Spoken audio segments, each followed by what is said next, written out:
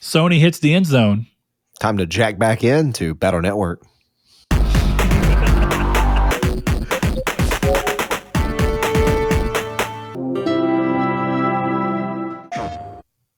Well, hello and welcome to Triangle Squared. I am your host, Brett Baggin. Alongside me, back from his slumber, is one Solomon Bridges. Saul, How you doing today, buddy? Good. How are you guys doing? We're good. Glad to have you back. Excellent. Hope that your trip was interesting at the very least, which it seems like it was. Pretty high quality acid. Nice. Yeah. You don't want to have low quality acid. I don't actually know about tripping. Is that what you call when you're on acid, right? Or can you trip from non-acid things? Depends on you, mushrooms? I guess. Is a trip essentially a psychedelic I just vibed on mushrooms happening? Yeah. Is that basically what it is? Yeah. You vibe? So hold on. Are you telling me that as long as it's does a trip imply that it's bad? No. You want to know what I did when I did mushrooms? I went to my buddy's house in New York and we made mushroom tea. And then I played Apex Legends. And the only time I was ever focused on the game was when there were enemies there. It was like I was just kind of staring at my reticle and letting it go around the screen. The enemies show up, snap back in. But then we gave up on Apex and we watched this anime called Slam Dunk for 8 hours. And it was awesome. That show is sick. Right. Well, it's a great show. At least when you're on shrooms, right? No, it's a great show. All right. Well, I guess, Saul, I'll let you continue on with the rest of this role. I didn't mean to throw us off so far, but you know what? That's okay. Alongside me for this episode is Mr. Chris Figs. Hi. I stole it. It's me. I stole your thunder just like Brett stole mine. I did steal your thunder. I was actually going to see if you were going to carry that train forward, so it's okay. Mm-hmm. Choo choo. Speaking of trains. No. Saul, are you telling me right now that you don't want me, you, and Chris to run a train on Megaman Battle Network? I'm going to play the mess out of Megaman. Megaman. The biggest question I have, and I know that we're technically spoiling news, but cat's out of the bag. Cat in this case being Cat Network Cable. It is whether or not the multiplayer is going to be intact for those games, which I assume it has to be. I actually never played the multiplayer except for a couple of times. Didn't know that was a thing. Oh, wow. Yeah. Okay. That's like playing Pokemon and having never traded a Pokemon. Thing about Battle Network for me, which is funny, is I don't remember playing it. I just remember like screenshots in my mind of it. But I saw this and got very excited. It's been so long. I remember playing it on Game Boy SP. I don't think that I don't think that they ever made one for DS, did they? I don't think so. I actually don't remember. I know they were all Game Boy Advance games. That's what I thought too. They were like those games where they kept pumping them out in that weird time where everything had to have two versions as well. So, but that's okay. We'll get into that. If you're new to the show, first of all, welcome. This is a weekly gaming podcast most of the time, where we look at gaming through the lens of being primarily PlayStation fans, but we, of course, play a little bit of everything. So everyone's welcome to listen and share their opinion. Definitely when we do things like the Community's Take, where we reach out to the community and get y'all's thoughts on different things. This week's is pretty interesting, so we'll get into that here in a little bit, but we like to start this show off in a pretty time-honored way. Of just checking in on each other, seeing what we've been playing, what we haven't been playing, so that we get an idea of what each other's been doing, and you, of course, get an idea of what we've been doing, and maybe, just maybe, we can find out some pretty interesting games that maybe we would have missed otherwise if it wasn't for the three of us talking about them. So, Chris, I'm going to skew off of you because Saul's back here. Saul, what you been playing, if anything? Because I know you had a busy week. Yeah, I still made some time for video games. Not many. I got to play some Master Duel in the hotel room. I got to Gold 1 on that. For those that want to know that information. I got to Gold 1. Gold. Okay, nice. Yes. So I'm only like a little bit away from Platinum. And then I played Resident Evil 4 on my Switch. And I have Yeast Origins, but I never started Yeast Origins, even though I've played it before on the Vita. And it's a really good game. I was kind of hoping that you started it because I don't know if you remember. I started East Origin and almost I think I beat it. As weird as that is, I should have been doing anything else because we were on vacation. But I played, and beat East Origin the entire time we were in San Francisco. Me and Hannah. So it'd have been great for you to have left and started playing some East Origin. It's a great game if you haven't played it. It is a great game. But yeah, I played. I'm like halfway through Resident Evil 4. Probably right around halfway through. And yeah, that's kind of been it. Since I have left, though, I did do one thing that I haven't done in a long, long time, and I got a platinum. I got a platinum for Elden Ring. Which you did. I did kind of by an accident. I remember somebody said how easy the trophies were to get in Elden Ring. So I was playing one day and I'm like, how easy are the trophies? Because I think my dashboard or whatever said I was at like, I don't know, 87%. And I looked at it, I'm like, I really kind of am really close to getting these. They're not really annoying. They don't require, they require multiple playthroughs, but the way I've played the game, I've already kind of done that for the endings. And there's only 3 endings in this game. And they're not really that hard to obtain at all. So all I had to do was beat the game once and pick up certain items along the way. And that's literally it. You don't have to do anything in New Game Plus that's different. Like it's literally just, it's a really good platinum in my opinion. And I picked that up. Nice. So, congratulations. Yeah. I was laughing saying like, this is going to be Saul's return back to being a trophy addicted person. No. Like you get the rush of a platinum and Saul's like suddenly buying like a crackhead every Ratalaika game. It's like, I love My Name is Mayo. I love it. Saul, you have My Name is Mayo's plat, don't you? I do. My man. I thought so. You're not going to finish the trilogy. You got to get the whole series. I keep forgetting that the whole series is a thing. Yeah, there's 3. The 3rd one just came out. I mean, I don't know that. Are there 3? Dude, there's only 1. The fact that idea has been stretched to 3 games. At this point, it's not even like a begrudging. It's just respect. I'm just saying, My Name is Mayo 2 ended People on keep a buying cliffhanger, so I needed the sequel. I still want a thing where it's essentially a story about whether or not like it's a drama about the Mayo not knowing who his father is and all these different things. There's all sorts of ways you can play this out. They should do it real meta, and it like is the AI or the Mayo bottle becomes sentient as you tap it, and then the game just becomes like Cyberpunk 2077. That's what I would like. I want one that's essentially Doki Doki, where the more that you play it, it starts to break the fourth wall and talk to you as it gains consciousness. And then it starts being like, I know that you've brought me to this point. Exactly. He starts to go crazy. Yeah. I'm super in. I mean, honestly, at that point, I would break my rule of not buying My Name is Mayo games and I would buy it. You'd have to. And first off, you don't have to buy them. You already have access to them for free. Play them. But I didn't experience spend my the money. story. That's all that matters. I'm not telling you to spend the money. I'm telling you to play the game. You're telling me to spend the time, and time is more valuable. You got to hold your Vita and your DualSense in the same hand. You could do this while catching up on The Boys. Put on The Boys, switch the input, and just tap, and you'll get it. Is My Name is Mayo 2 also on Vita? I don't know. I don't think so. I don't think 3 is, because I'm pretty sure the Vita's cutoff was like a few months. Yeah. But it's probably not going to happen. I don't want to muddy my list up with that. Oh, yeah. My list is too pure. You know what I mean? No, I understand. I'll keep that in mind next time we do a trophy race. What was that game?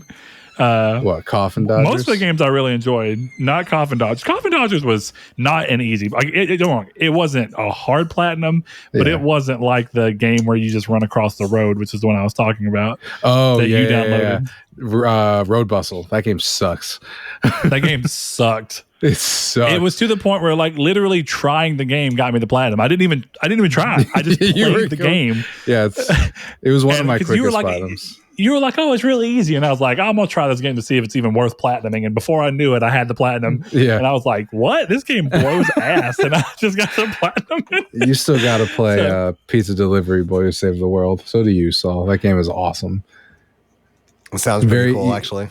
Very easy platinum, but it's so funny. The writing is so good, but in a bad way, if that makes sense. as long as it's aware of itself and kind of going along, I don't care. I'm not playing that for the platinum. I'll get it. It's a multiverse story. I am playing that for the game. At that point, that is entirely. I would play that. I'd play that on Switch. Now, of course, since it's not only on Switch, I'll play it on PlayStation. Now, what I do need to get, Chris, I know one thing you've been playing because I saw you get the platinum for it. Oh, Unpacking, yes. and I really need to play that because I've been wanting to play Unpacking. So you know what? Let's just scooch over to you. What you been up to?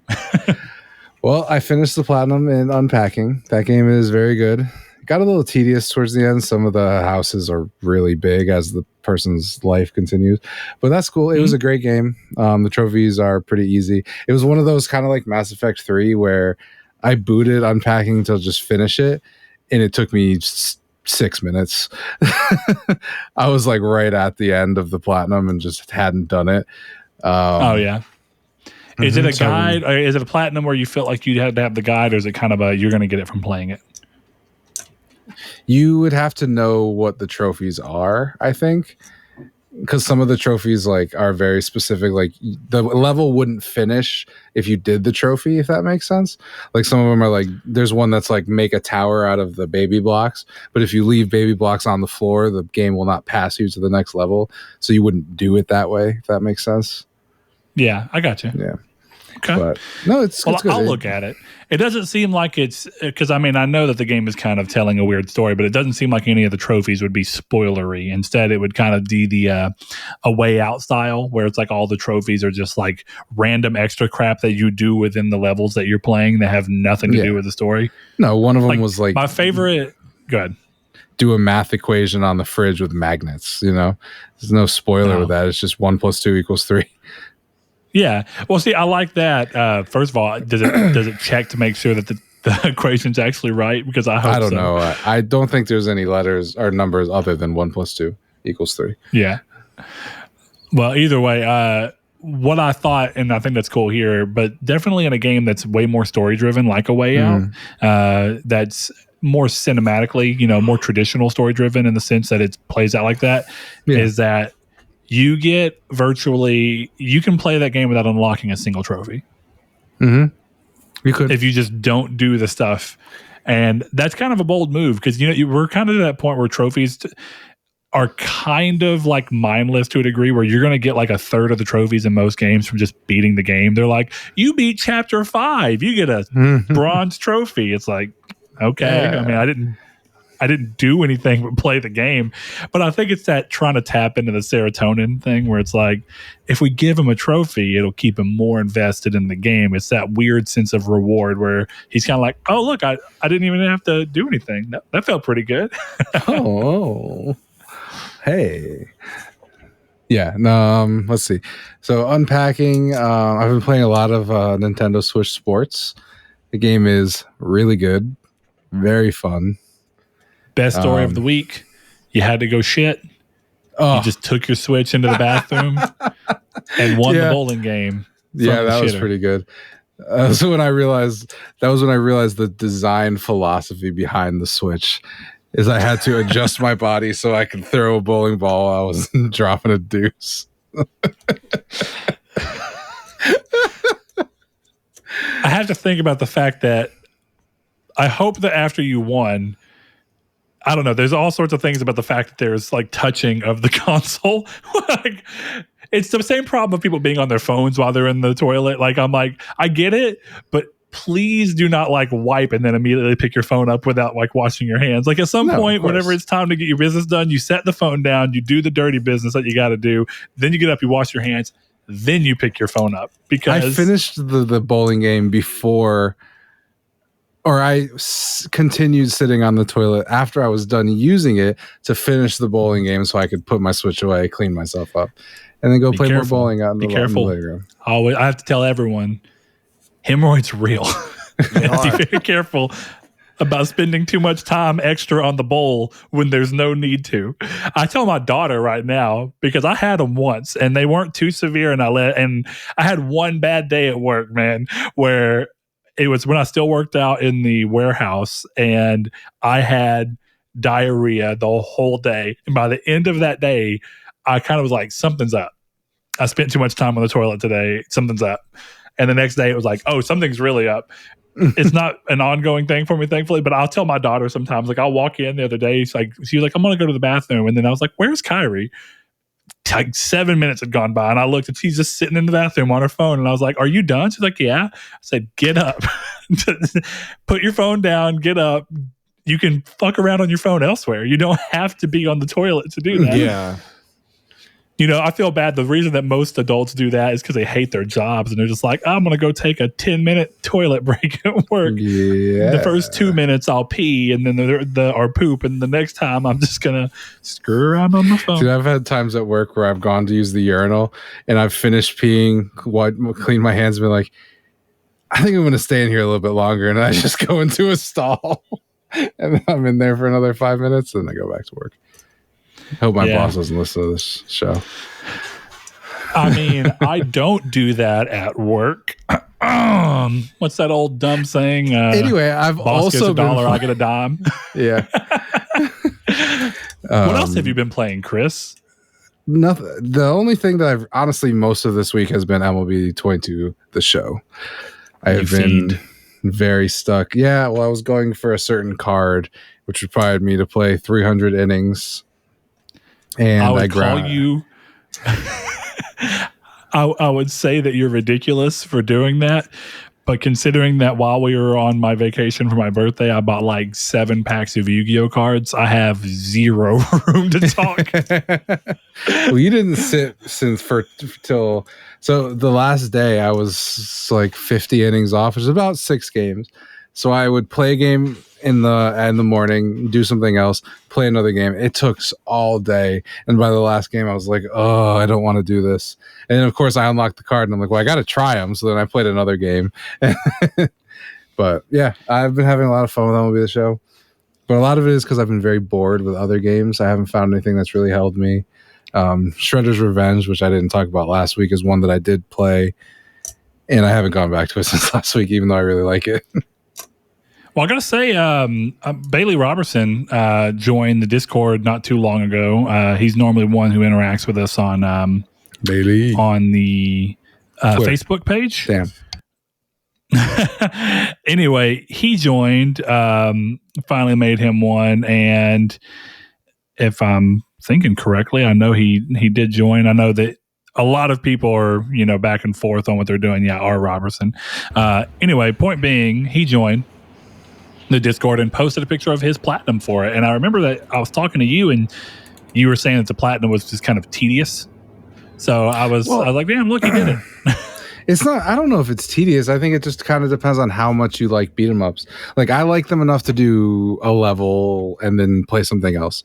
And when the game is 16 levels long, you're like, this feels kind of like a lot, Yeah, I mean, I could see that. It's just it ends up becoming a slower burn. But you're right. I mean, I as somebody who doesn't really normally like beat 'em ups, I honestly don't think if there's even an example of one that I've liked enough to ever beat.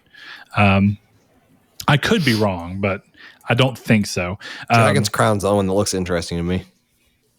Yeah, and I've always had do I consider that a beat 'em up or not? And does it consider itself a beat 'em up? I thought isn't it an did, RPG with beat 'em up mechanics? Probably. Let's see. It says it's a beat 'em up action role playing game. So yeah, that sounds like it's basically a mesh of the two genres. Kind of like that. What's that delivery service game where it's like a Metroidvania but a pinball game?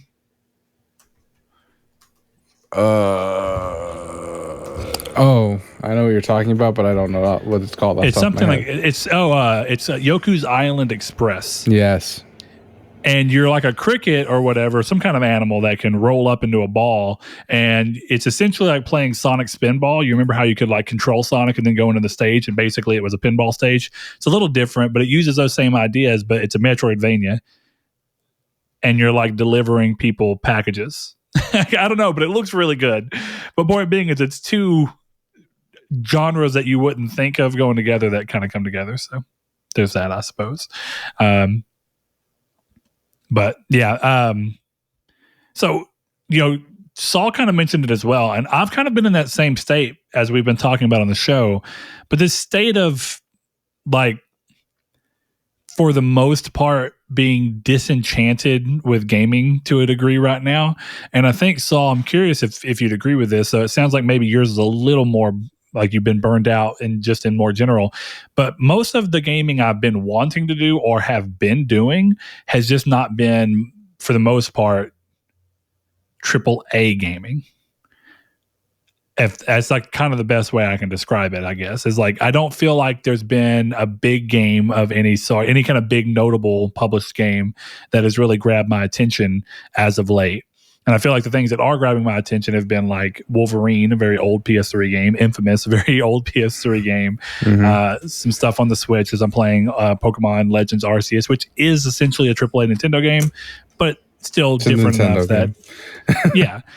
Exactly. So when you're rolling off of that, it's like everything I've been interested in is not what I thought I would be playing at this particular time. Like I've been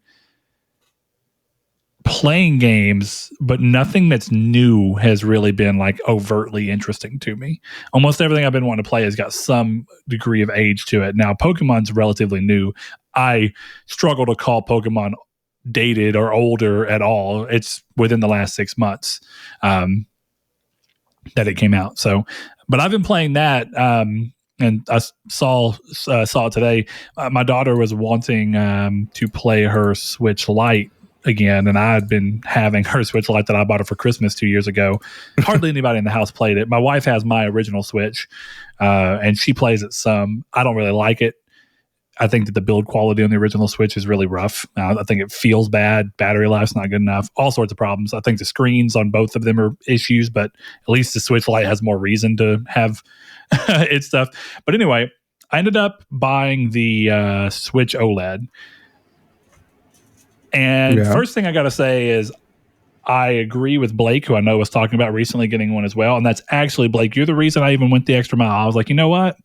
I'm enjoying Pokemon right now, which is already a surprise. Let me just lean into it, get this better Switch, spend the money, even though I have a very high feeling that within the next year or two, we're going to see the Switch's successor. We'll see, but it seems highly likely.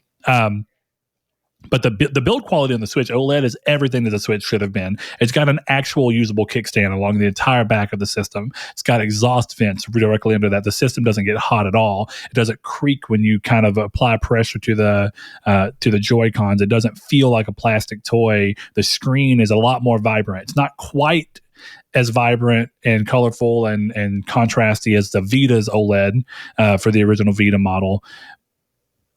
But it's closer and it's good. It is a little surprising to me that considering new OLED technology, my original Vita screen looks better. But the one downside of the original Vita screen is that when the screen went full black, you could see like weird, what looked like paint strokes almost because of the way that the screen handled blacks. But everything else, the Vita screen looks better. But I'm not even trying to smack on Nintendo for that. Honestly, the only problem I have with the OLED is it's $350. But as we've talked, Chris, in personal, they're charging $350 because they know they can. Right.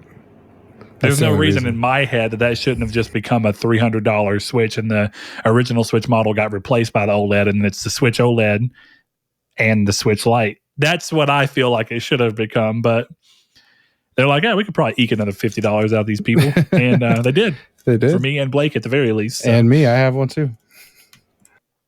Honestly, dude, I enjoy it. It makes me want to play the Switch more. Yeah. I wouldn't have upgraded if my Switch hadn't gotten stolen out of my car. I don't know if you remember that story. But I do remember that story. Yeah. Did I ever tell you that there was a resolution of that story in a way? No, I don't think so. Oh, the guy Did you find out who stole it? No, but the guy who stole my Switch bought NBA 2K21. You did tell me that. And then the second he did that, I just shut down the account. That was pretty nice. Like, really? 2K on Switch is what you're buying with my money? Buy something good. Well, you know. Oh, wait. You already had all the good games because you stole my Switch and all the games I had for it, you dickhead. I'll tell you, I told my daughter that if she doesn't end up playing the Switch like she didn't last time, she's a little older. She's 7 now, so she can read better, and I feel like that helps because she liked Animal Crossing before. But Pokemon was a bit too much for her to really understand the Let's Go Eevee that I got for her. But I told her, I was like, I'm going to give you a few weeks of seeing if you're actually actively playing. I said, if you're not, I'm going to sell the Switch. It's like, if you're not using it, I will sell every Switch in this house besides mine if I have to, because they're mine. I paid for them. I probably won't do that to the other one. My wife did buy Joy-Con replacements that are like ombre, where they go from like a cyan color down to like a purplish color. They look cool. Nice. And she spent the time learning. She took apart the Joy-Cons and reassembled them together on her own. I'm proud of her. I kind of feel like I can't be a dick and undo that work by selling it. Hey, great job. Really proud of you. It's going to Douchemaster 69 on Good Indeed or whatever. I don't know where the fuck I was going with that joke. Sorry. But I've got a number of things to sell. So I was like, if it comes down to it, I'll sell and just make up the money I spent on the Switch OLED by selling all these other Switches that we don't play. So is what it is. But I've been enjoying that. I think Pokemon has been a big surprise for me because, like I said, when I'm kind of disconnected from gaming in a weird way, I just beat Pokemon today, Legends Arceus. Now, I rolled credits. Now, Legends Arceus does something that I think is really good in that it rolls the credits before certain players may just give up because they're tired of the game. But it has in-game stuff that really feels like it's more part of the actual story that is completely optional, but you get to go through and run through playing it. And I think the game does a good job of setting up you wanting to do that. But if you roll credits, you still get a feeling of finality with the game. And I feel like most Pokemon games, the story becomes just go try and find whatever legendaries you can out in the wild. But I feel like the games don't really ever give you a reason for that. This game is like, hey, the actual goal of this game is always to complete the Pokedex. So we're right back on that. And, you want to get to Arceus, the namesake of the game? Well, instead of us giving him to you in the story like all the other Pokemon games do, you're going to have to work past the credits to build up to the point where you can finally come up and interfere with Arceus. And I'm doing that right now. So the real test for Pokemon is going to be whether or not after the credits roll, it can keep me all the way to the actual end game. And looks like right now it will. So I'm excited for that. Having the OLED Switch, I'm probably going to finally play Monster Hunter Rise, which I bought the day it came out. Have not played at all. I'm definitely more willing to do that on the better looking and better feeling Switch OLED. So that's kind of where I'm at. I really haven't played anything else. I've been doing so much remodeling work, and Chris and I have been working on a personal project. It's just kind of been this thing where I haven't had a lot of time. Now, I did watch Kenobi, 4 episodes now. And basically with the time I've had, part of why Pokemon's been getting played is I've had that ability to play it while watching TV. So I'll like watch How I Met Your Mother and play Switch at the end of the day, or that way I can like hang out with my wife and kind of play a game without being too embedded in it. So that's been a big help. And kind of like you, Chris, you are finally understanding the purpose of the Switch. That's really how I treated most handheld consoles.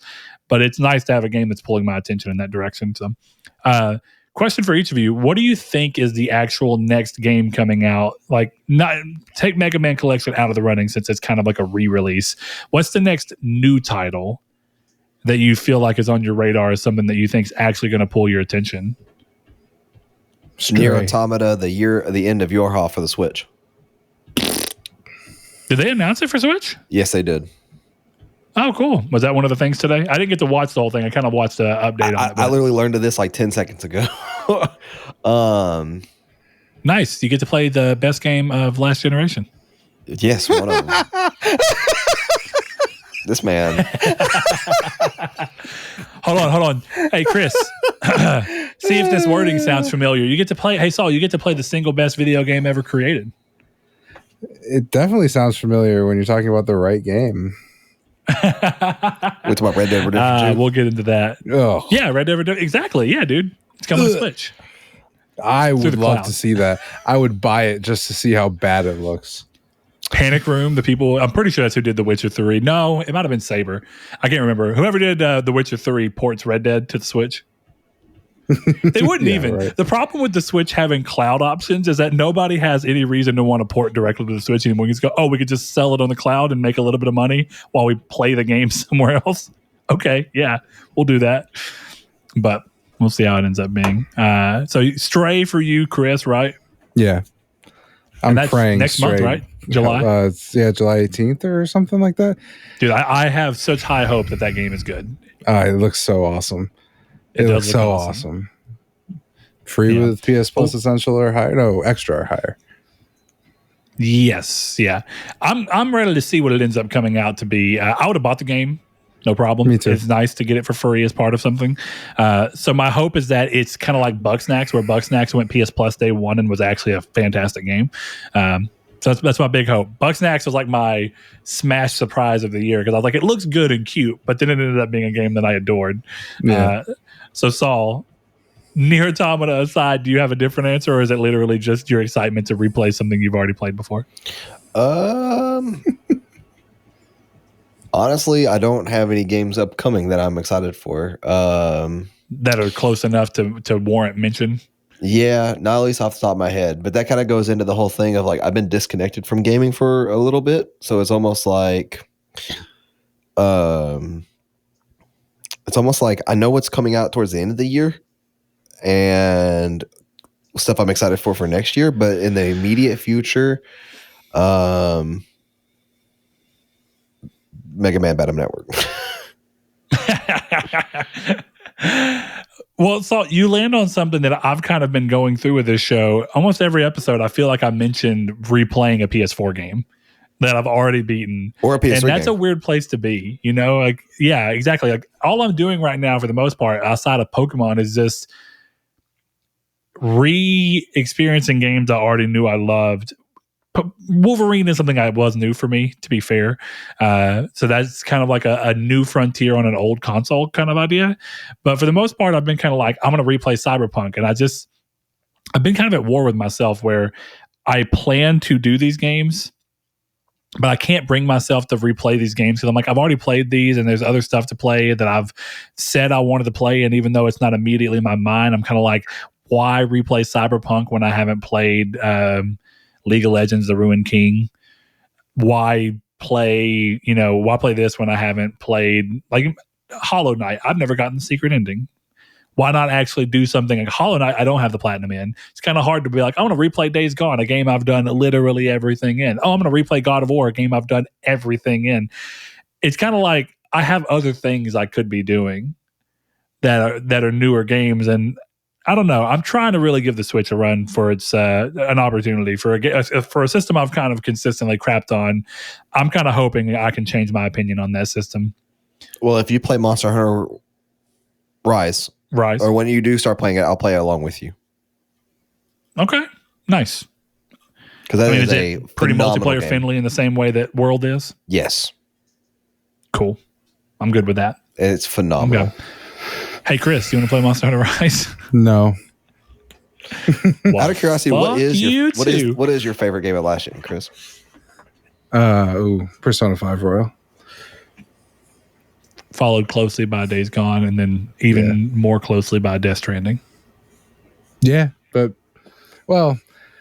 I love Days Gone, but I wouldn't say followed closely. Oh, yeah. Fair enough.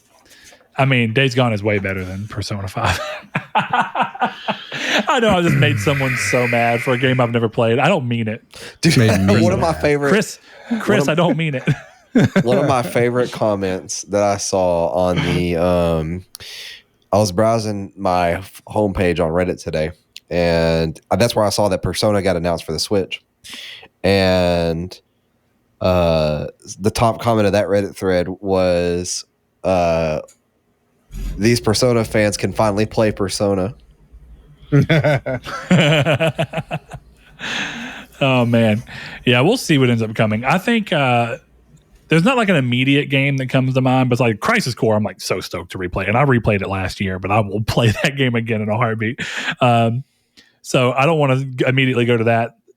On Switch, since I am playing Switch, it depends on whether or not Rune Factory 5 is this year, which I think it is. It may have already come out. It did come out in March of this year. I completely didn't play Rune Factory 5. It's been on my back burner list for a while now. Oh, I know why. I was waiting for it to come to PlayStation. That's what it was. Because I was like, Rune Factory 4 Special Edition hit PlayStation, so surely this will sooner rather than later. I do remember that. But in reference to a game like that, one of the new games that was shown off today is probably one of the next games that I'm kind of like, that looks cool and new and interesting. Because Tribes of Midgard was actually like my obsession for a while, and something new and different, but it's not AAA. And even by then, had been going already for a single season. So some months behind. But I think before we hop into the news, we're going to go ahead and jump into the community's take, which Chris came in clutch and remembered to post since I have been barely functioning. So, Chris, thanks, buddy. Oh, you're welcome. If you want to be part of the community's take and answer just like all of these people here did, remember that you can go and find us on social media at Twitter. You can find us at Triangle SQRD over there. You can find us on Facebook and a group called Triangle Squared, a PlayStation podcast.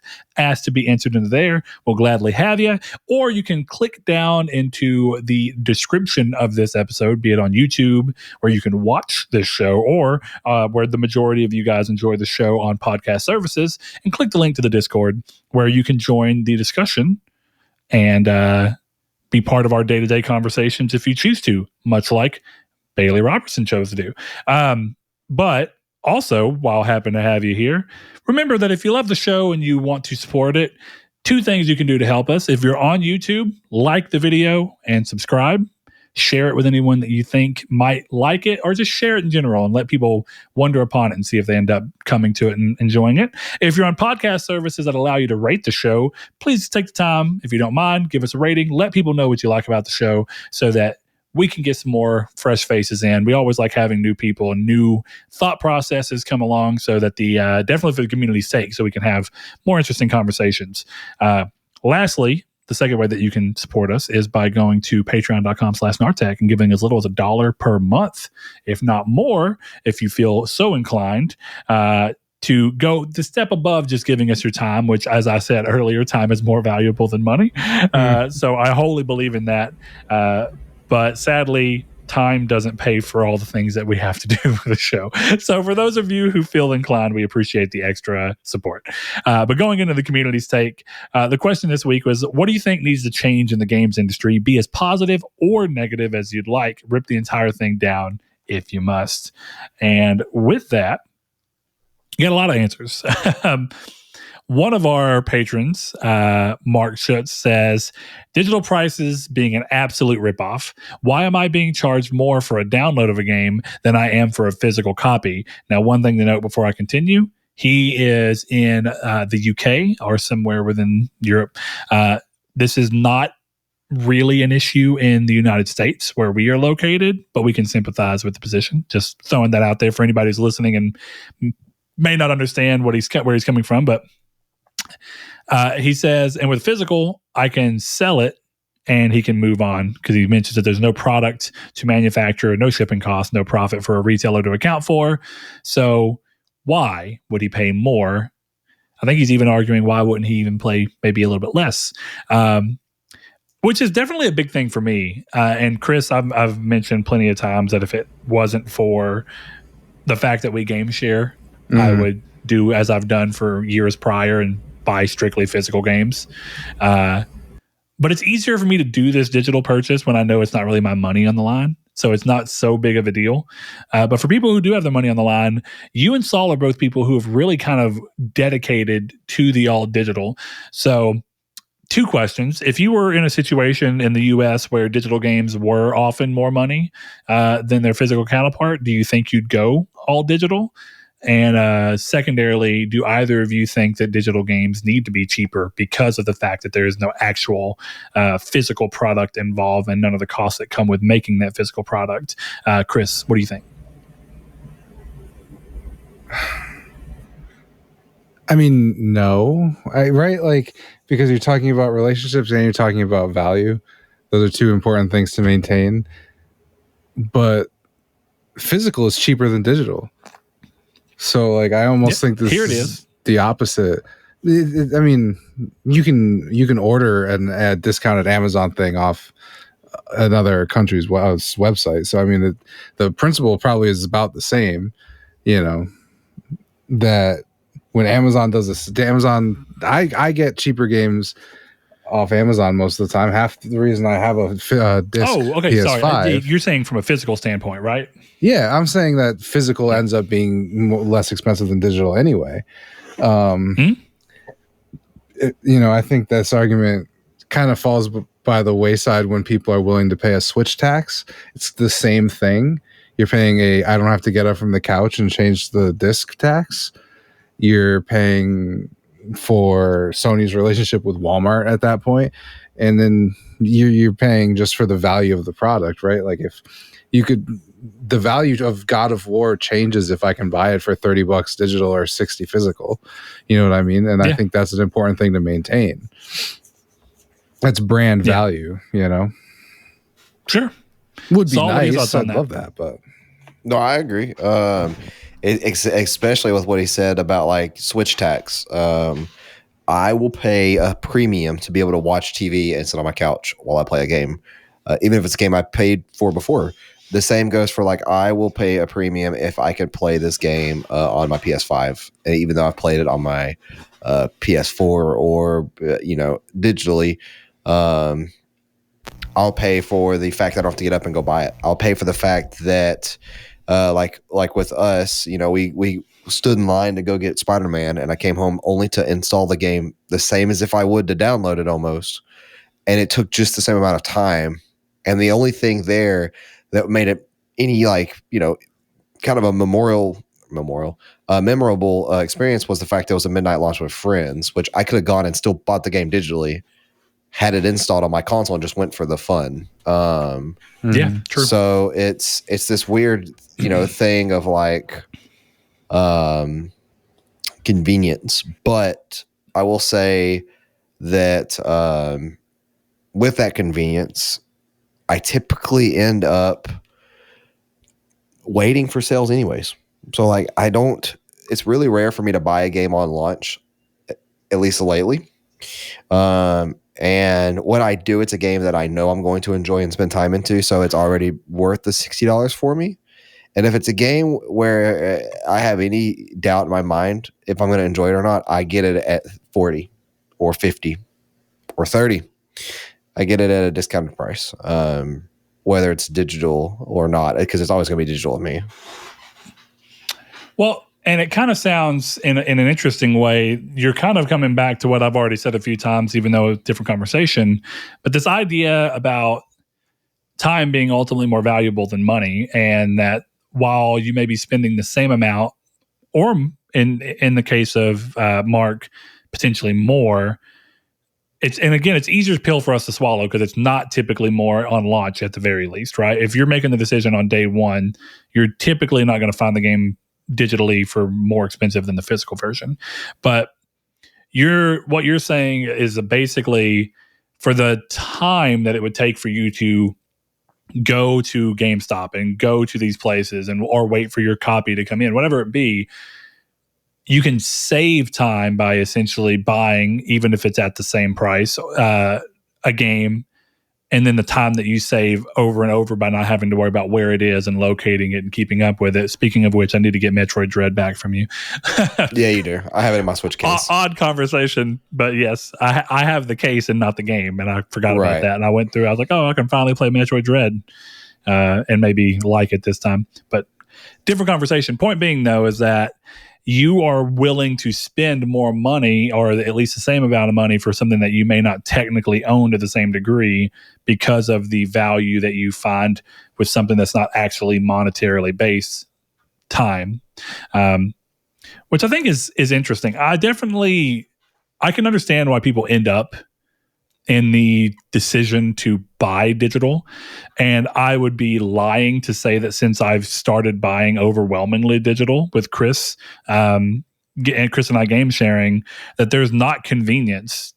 I mean, one of the conveniences is that Chris and I share games without him having to mail me a game from, Connecticut, or me mail him a game from Texas, which is a benefit.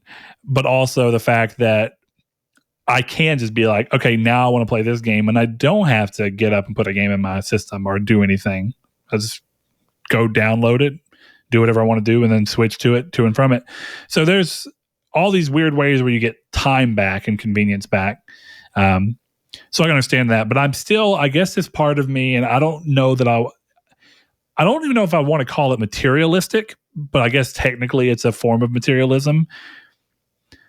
I do like the idea of having genuine ownership over something. And I just don't think that digital offers that in the same way.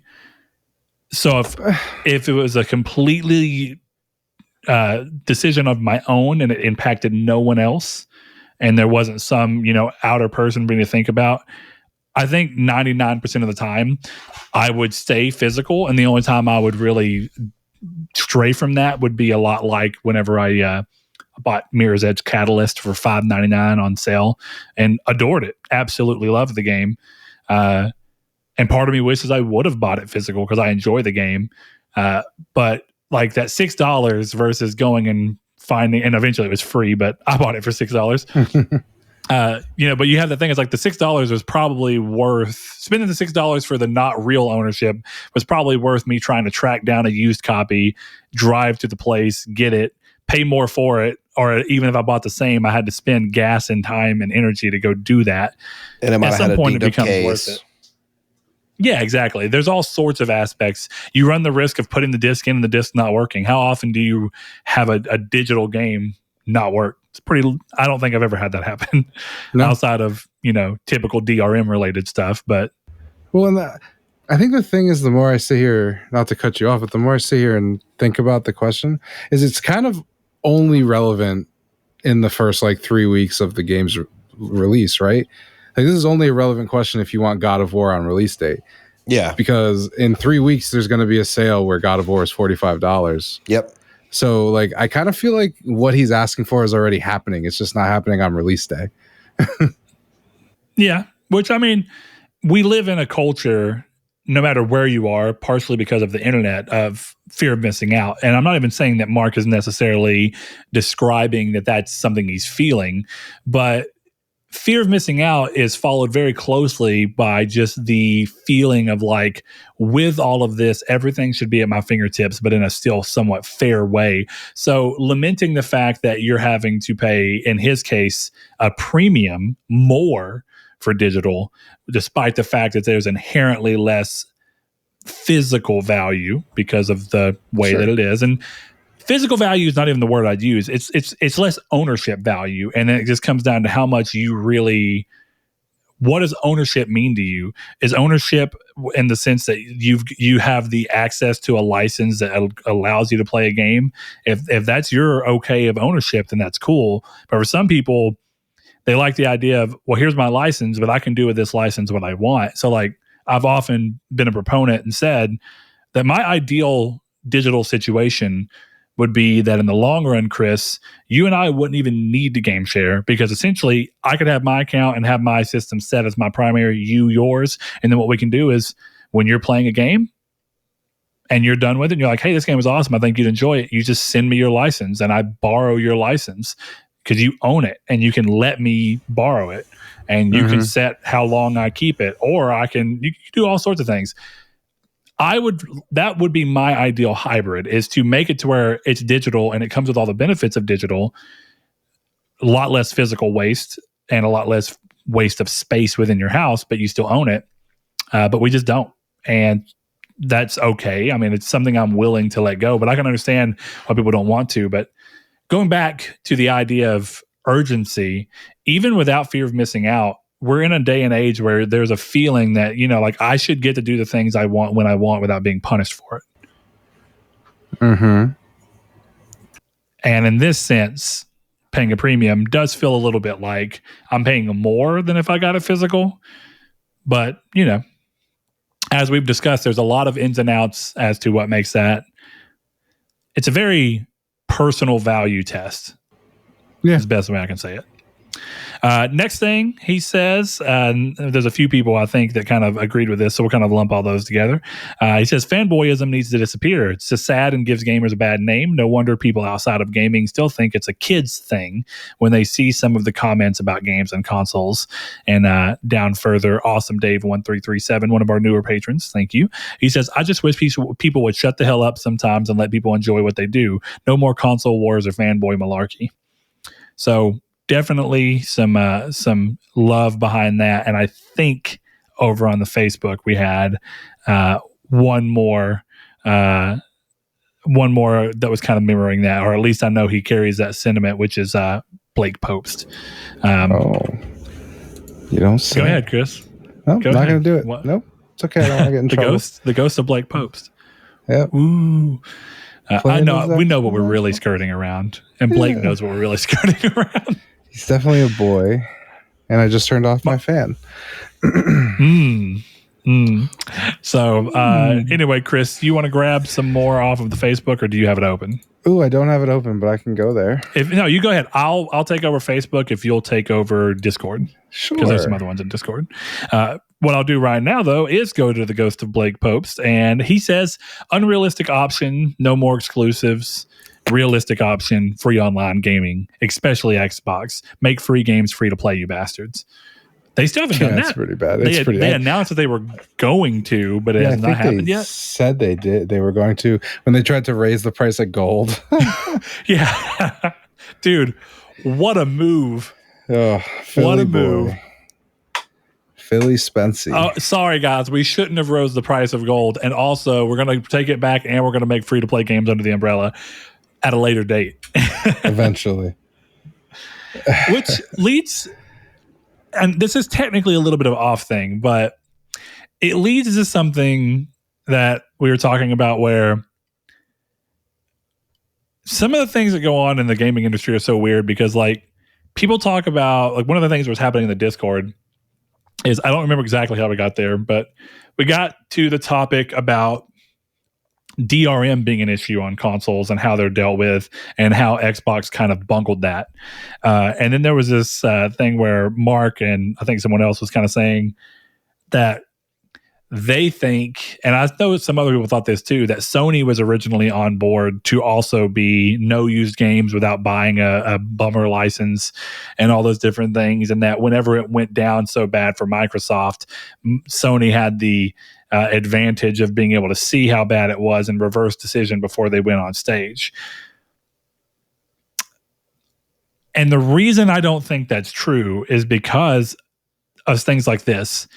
Xbox is acting like, whether or not it's true or not, the decision to just be able to make free-to-play games work without being behind a paywall seems like something that you would imagine could just be a flip of a switch and suddenly it works, right? Or it doesn't work. And yet here we are months after, and it's either not happened or it still couldn't happen that day. And my go-to excuse at the time, or the go-to example that I was going to, is there are still some little vestigial aspects of the Xbox One's DRM issues in the Xbox Series X. And people have faced issues with DRM on the Series X and S consoles because of hangovers from the Xbox One. And they reversed that decision 5 months before the system even came out. They reversed that decision before Xbox One ever existed. And yet day one, you had to plug your Xbox in, go online, and turn your system into offline mode, which required you to still have internet. And that still exists to a degree. Yeah. So my point being is, if Sony had made that decision, I think you'd have seen those same little vestigial tales of crap that they weren't able to fix in time. I don't think Sony had two options, but either way, what were you going to say, Chris? Free-to-play games do not require gold anymore. Just FYI. Good. As of some date. Look it up yourself. No, I'm kidding. So I agree with that. I don't know, man. April 21st. This is April 21st. Okay, cool. I think that we've kind of asked this question, but I'm going to go ahead and ask it again because we're in the vein of some newer listeners and the topic I brought up. He says unrealistic option, no more exclusives. I don't know where exclusives are inherently in and of themselves a problem. I think there's more for me. I can see more problematic areas around timed exclusives from companies that are owned by the systems. But Pokemon being essentially made by Nintendo and partially owned by Nintendo, even if it's developed by Game Freak and being an exclusive to their system, it doesn't bother me. I don't think that a game like Pokemon would have ever been made had it not been for Nintendo being like, yeah, we're going to do that as an exclusive. Let's go for it. So I don't know that I care about actual first party exclusives from first parties that were built up and partnered with over long periods that became exclusive.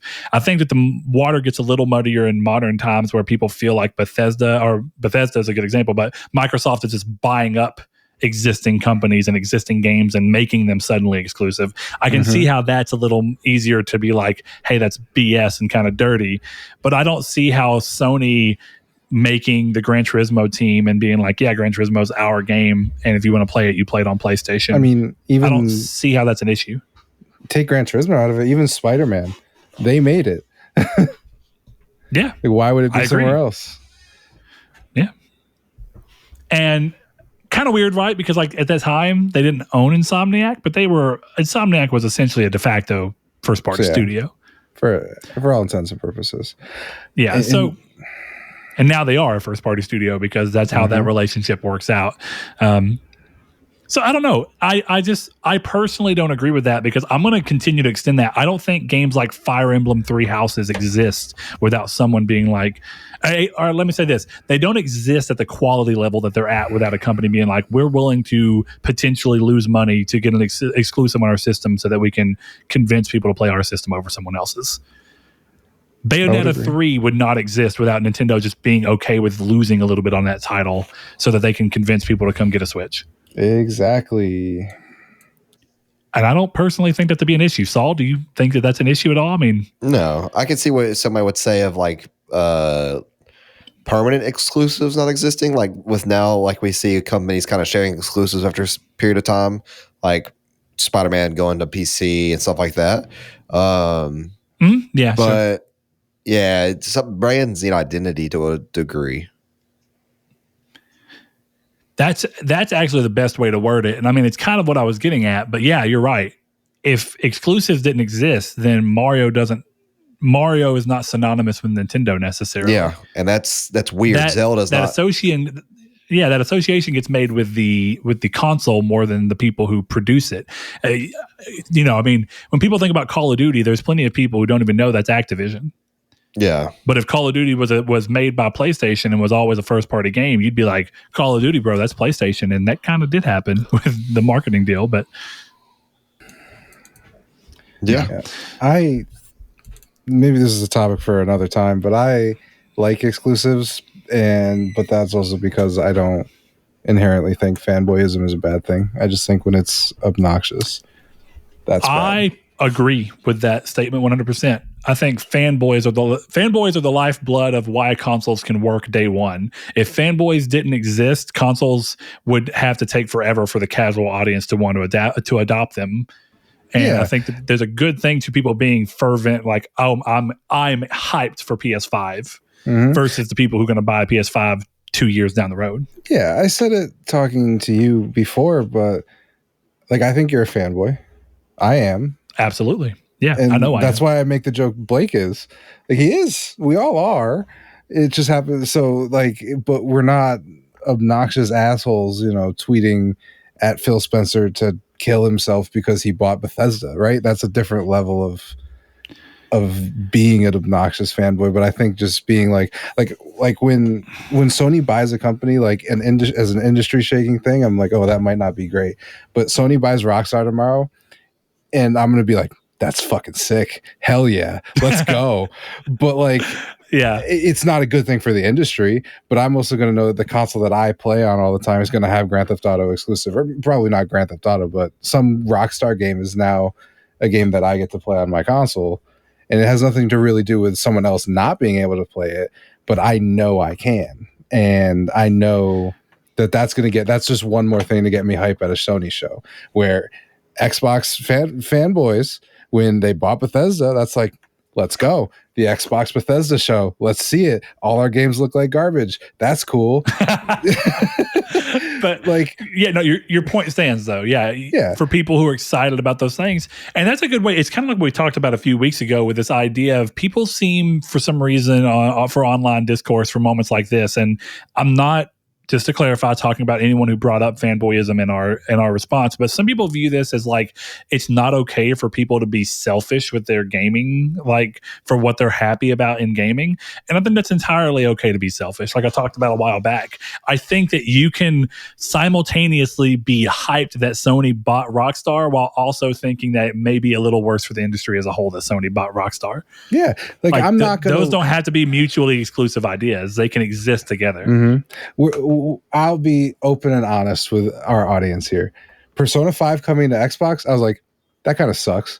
And then I'm like, really glad they get to play it. But there was that part of me that's like, I liked having that on my team. You know what I mean? And in a way, I know that sounds shitty, but again, it's just how you handle it. I look at my PlayStation as the investment I made. Saying that. Go ahead. No, it's just I look at it as the investment I made, and I have a game that I can only get here. And I think the thing that exclusives do to me is go, okay, I made the right decision, right? Like adoring Persona 5 and Days Gone and Uncharted and The Last of Us 1, you know, having all of those and being like, I made the right choice buying my thing. I think that's why I like exclusives. I don't really care that someone on Xbox doesn't get to play it, but it was hilarious watching Mr. Batty Plays beg for Persona for 15 years. That was funny to me. Like, I don't know what else to say, but I'm again glad that more people get to experience the best game ever made. But there is that little bit of competitive. That's like. It's like saying that it would be wrong of you to be upset that your team didn't win the Super Bowl because somebody else is getting to do it. It's entirely okay for you to be like, yeah, I get that the other team got the Super Bowl and it's awesome that they get to revel, that their fans get to revel in the fact that they now get to be part of the Super Bowl thing. Mm-hmm. But at the same time, for people who, you know, Patriots fans who had multiple Super Bowl wins in a row, whenever that stopped being the case, I'm sure that there was kind of like it's cool that someone else gets to have that thing, but it was cool that for a while it was us that had that exclusively. Well, it's like not saying that other people can't have fun playing the sport or doing the game. And much like gaming, it's not that other people can't enjoy the game, but I think most people would be lying if they didn't feel like it is kind of cool when you have an ace in your sleeve that's only on the thing that you prefer the most. It's like, that's cool. And that's the thing. That's why I say it's not a bad thing to be a fanboy. You know, people will use that argument. I own every console. Yeah, so do I. You know what? I lost my Switch. Where do I spend 85% of my time? Yeah, on one console. Most people do. I bought an Xbox day one, and I have never used it. My brother has had it since release. You know what I mean? That is 100% true. It's just, you know, I could make the argument that I'm not, but I 100% am. 100%. Yeah, but it's just not a negative thing. So like and I don't think, of course, not everyone is not everyone is a fanboy, but I think the vast majority of gamers are a fanboy to some degree. It's like, what degree are you? And you know, they Awesome Dave here says fanboy malarkey, and I think that's the difference is that you can be a fanboy and not get caught up in the BS. Yeah. That's essentially what it is. Right, exactly. As long as you're not just being a dick about it, that's I think the thing. Yeah. We have to take back the word fanboy. That we should make a Twitter tag that we're gonna have a hashtag campaign. Yeah, it's the same as being a baseball fan, so there's only 3 teams. Yeah, that's all it is. And yeah, I'm happier when the Red Sox win the World Series, but I was very happy when the Braves won the World Series last year. But I'd kill myself if the Yankees win the World Series this year. That's all it is. All right, let's see. What else do we have, Chris? You want to grab one off of the Discord? My mouse is turning back on. All right. The Lord Corgi says, "Get one job, Chris." Short and simple. Less open world games, more curated experiences. Not every game needs to have an ultra huge map with hundreds of hours of content. Yep, I agree. Runtail that. I would agree, but I would add a word, and it would be not every game needs to have an ultra huge map with hundreds of hours of bad content. Because every game could have an ultra huge map with 100 hours of good content. But at some point, and I think that this might be the argument he's making, you're not wrong. The quality of the content is ultimately king. Mm-hmm. But I would also argue that 7 out of 10 games that come out that have massive big open worlds, the content is not the amount of content and the quality of that amount nets you to a thing where all of the content for the most part suffers as a whole because of having so much unnecessary content, where you could have a better overall content with less overall. It's the Red Dead argument that I always make. The story's incredible, but the game sucks because it's too big and too. I'm gonna tell you right now, simulation. I know that someone thinks otherwise. I think Red Dead 2 is a much better game as a straight up linear. Dude, Red Dead 2, but as the Order 1886, basically, where you're just moving through all of these areas, it would be amazing. Yeah. And I wouldn't have the frustration of feeling like I'm having to ride all these places that I don't care about and see a prisoner come out and stop me on the road for the 18th time. I'm supposed to believe that in the matter of 5 hours of playing, I've seen so many prisoners escape and need my help the exact same way. It's immersion breaking. And it's like, why are you even having an open world of this size if I can't even actually be really immersed in it? You know what it leads to? Have you ever noticed that you feel, I think we talked about this last week, but you feel more immersed sometimes in games that have incredibly tiny, technically not even open worlds. God of War 2018 is technically just a big hub, and I felt like that game was more open and more interesting than most open world games I've played in the last 3 years. I agree. Horizon Forbidden West being one of them. Couldn't even play it. Like, I enjoyed the game, but that world is pointless. It's pretty, but I couldn't distinctively tell you very many locations on the map because there's only a handful, and the rest is just a big empty map for no real reason. The biggest problem with open world games is you can't balance them properly. If you could balance an open world game that every fight in the environment felt good, that would be cool. But it's impossible unless you level scale. And then level scaling is bad because then there's no sense of gaining power. So you can't make open world games interesting 100% of the time, which is the problem with open world games. The only open world game should be Spider-Man 2018. That's it. Well, look, Saul clearly just came off of Elden Ring, a game that is, of course, known to be the AAA big open world game that bucks the trend and finds a way to make an open world be interesting. And they do. Now, of course, I didn't play enough of it to have something strong to say about that. But do you feel like I don't even want to completely get there because he's saying that there just doesn't need to be as many of those games. Not that there can't be those games. No, but what about games like Elden Ring that kind of meet in the middle? Yeah. Like, what's the place for those? Like, Saul, you clearly love Elden Ring. Do you, which is a weird question, does there need to be more games like Elden Ring, or does that start to take away from what made Elden Ring feel special? No, I think I don't know. That's a weird argument. Takes away from what made Elden Ring special. So I don't think that Elden Ring was riding the hype train of open world game creation because open world games were big right now. Because that's not how Miyazaki typically works. I think that he just wanted to expand a game in what he felt was a natural thing for the games he makes. And because of that, and that alone is what made me enjoy that game much better, is because you could tell like there's a attention to detail and quality to that game versus something that is just open world to be open world for the sake of being open world. Well, Saul, I think you'd agree because you kind of mentioned it a second ago, I think, with Monster Hunter Rise, but something I said a second ago where sometimes worlds that aren't even open somehow feel more immersive and interesting than games that have wide open worlds. Kind of what you're talking about with like attention to detail and how they pull you into the world. For a game that technically isn't open world, I feel like Monster Hunter World is one of the best, like most realized, interesting worlds that feels like I explored so much despite the fact that it's really just a few hub areas. Yep. And that's kind of how Monster Hunter Rise is.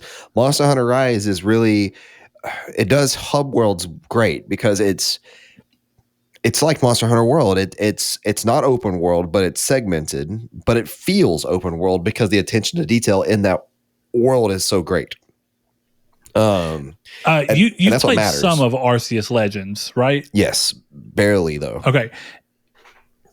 I might be wrong because I've seen you very small a pin of time to play the Monster Hunter whenever you were playing it here on your light. And Am I wrong in thinking that Monster Hunter Rise actually has like bigger hubs than World? They, like one thing that's kind of interesting about Legends Arceus to me is how big the hub areas are. They're a lot bigger than I anticipated, and not like monstrously big where they're annoying to traverse, but they're big. And whenever you were doing because what are they called? They're called Palamutes. Is that right? In the dogs in the game? What are they called? Yeah, you're right. Okay. Palamutes. Or Palamuts, I guess, technically. I guess it's Palamute. Yeah, I remember that you were saying like they're there, but they're there because the hub worlds are a little bigger. They're kind of like Legends Arceus in terms of how big they are, but they're not like, they don't overstay their welcome big wise. They just feel lived in. And part of the reason for the Palamute, whatever, is to have an easier time traversing the bigger landscapes than we had necessarily in World. World was really vertical, but they really weren't that broad. Like they were big enough to where you could have distinct areas of the map, but well, yeah, and that's, I don't know. To be fair, Rise is kind of like that. Rise is real vertical too, but they just feel, obviously there's hardware limitations with the way Rise was made, but it still feels like there's an attention to detail, and I feel like in most open world games, some of that detail is lacking. And a good example of that is the typical way that Grand Theft Auto games work. You could tell to some degree they're generated. So like you'll get into a Barracuda, and then like 2 blocks later, everything's a Barracuda. And yeah, you have the same NPC skins that say the same things over and over and over again. But yet the stories of those games and just the sandboxy way fills in the rest of the blanks that the overworld creates. But you have some games, actually, it kind of goes into another response we have of Rude Days, but he specifically says that we need to start shortening games or making games more episodic where studios can release more content a generation. I know many not like it, especially the episodic part, but we're getting at a point where all the best studios are only giving us one game a generation. And it's true. What did Rockstar give us last gen? Nothing. No, they gave us Red Dead 2. That's it. That's one game. Yeah. The generation before that. But for Chris, that's GTA nothing. 5 is there. Yeah, I mean, What? GTA 5 came out on PS4. I'm not saying it's a new game. It did, but I'm just saying they gave us 2 games. It did, but like at that point, we're kind of counting The Last of Us for being. Well, Naughty Dog. What did they made Uncharted 4 and Lost Legacy? The Last of Us 4, remastered, Last of Us Uncharted 4, Last of Us 2, and Lost Legacy. Yeah. So Lost Legacy is so good. that's a big. It's great. That's a big thing there, and then you have other studios that do this too. But I actually agree with what he's saying to a degree, where just because a game has an open world doesn't mean that the game should be big. Like imagine this: you're talking about Red Dead 2, right? What if the story it confined you to, like, there was an option to confine you to a very linear story, but then if you wanted to, in between story missions, you had this open world that is very immersive to immerse yourself in, but it's optional. Kind of how it is now, but the story just plays out as the actual story, right?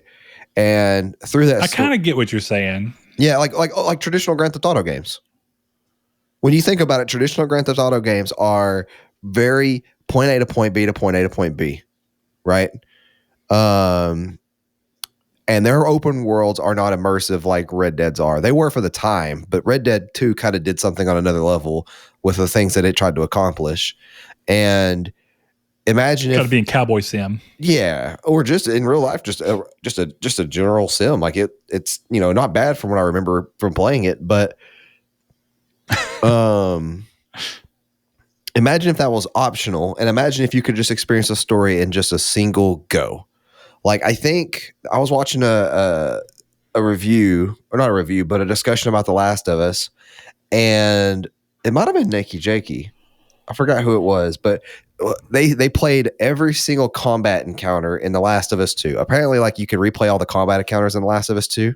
Just you go through and replay them all. And it said it took him 3 hours and like 30 minutes to replay every single combat encounter on hard. But the game itself took like 25 or 30 hours, however many hours it took him to beat, which tells you there's a lot in between those meat and potatoes to get there. And it's up to the game design on if that is good or bad, if it's done good or bad.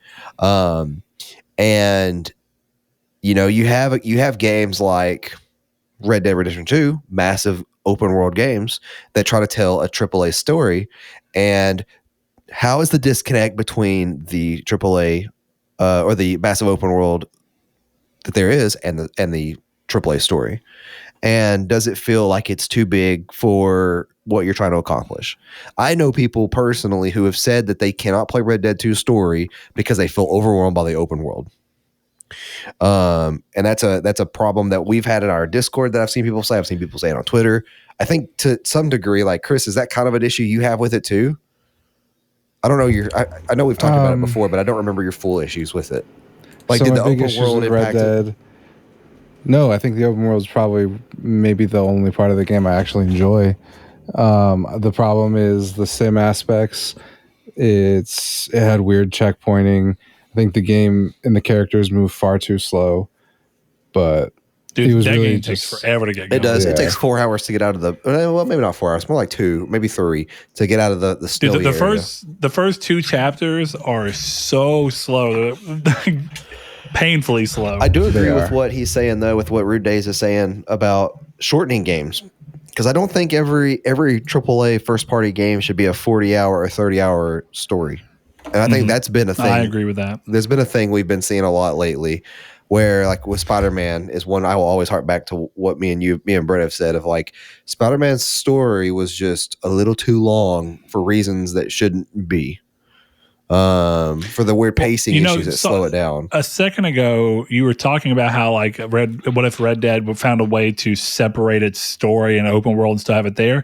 I think we're kind of talking about what we always wanted out of Spider-Man, where we wanted to be able to just mainline the missions in Spider-Man without being told that we had to stop and experience the world. But I'm worried that that's I personally feel that was a miss. It's like, give me control. If I want to be Spider-Man, I can be Spider-Man outside of these story missions, and I will do that on my own. And I did plenty of times. And I think that's what made it so much worse whenever I'd spent 20 hours screwing around, swinging around, finding things, and having fun being Spider-Man, just for me to beat a story mission, and the story mission be like, oh, by the way, you got to go be Spider-Man separate from the story. It's like, I don't care, dude. My grandma's about to die, bro. Or like the bomb's about to blow up this city. And you're just like, bro, come on, let me go do what it is that I'm going to do. You are sucking the tension out of these moments right now. Yep. And I'll never forget it ended on like Peter Parker finding out about Doc Ock, and then he got out and he's like, and then Yuri calls him and she's like, you should do some patrolling. And I'm like, no, I just found out my professor is like the bad guy. Like, don't lock me. And then it's like, so let me swing around for like 3 to 5 minutes. Which I'll say this, I've said it before, but like when I replayed Spider-Man on my PS5, it's so much better when you know the story beats and you know what happens, because you don't feel that pressure to like, or that sense of urgency. And it made it much more enjoyable the second time around. But I do agree. I do think games should be shortened a little bit, especially mainly talking about the AAA story-driven narrative games. I honestly think that the reception for The Order created a problem in the industry with that, where people are like, bro, The Order's too short. We need 30-hour games. And then therefore you have games that are entirely too long. I'm going to be honest, God of War is entirely too long of a game. The game should be 20 hours. I love the game, but it's hard to replay because of that. It is. I think first time it worked for me, but replaying it, part of it is like the game's kind of long. That's my even though I loved it. Out of like, I always were like in my head, if I had to put a number to it, that game's an 8.5 out of 10. But the last like 2 hours of that game was like, I was like, come on, like I know what we're crescendoing to. Let it crescendo. Let it climax, and then let it end. Let it do what it's trying to do. And I still feel like, the pacing, crazily enough, it's one of the better examples of more modern AAA games. Weirdly, because Chris, I know, Saul, you haven't played it yet, but Chris, I know that one of your big complaints, and not even completely unreasonable, for The Last of Us 2 is pacing.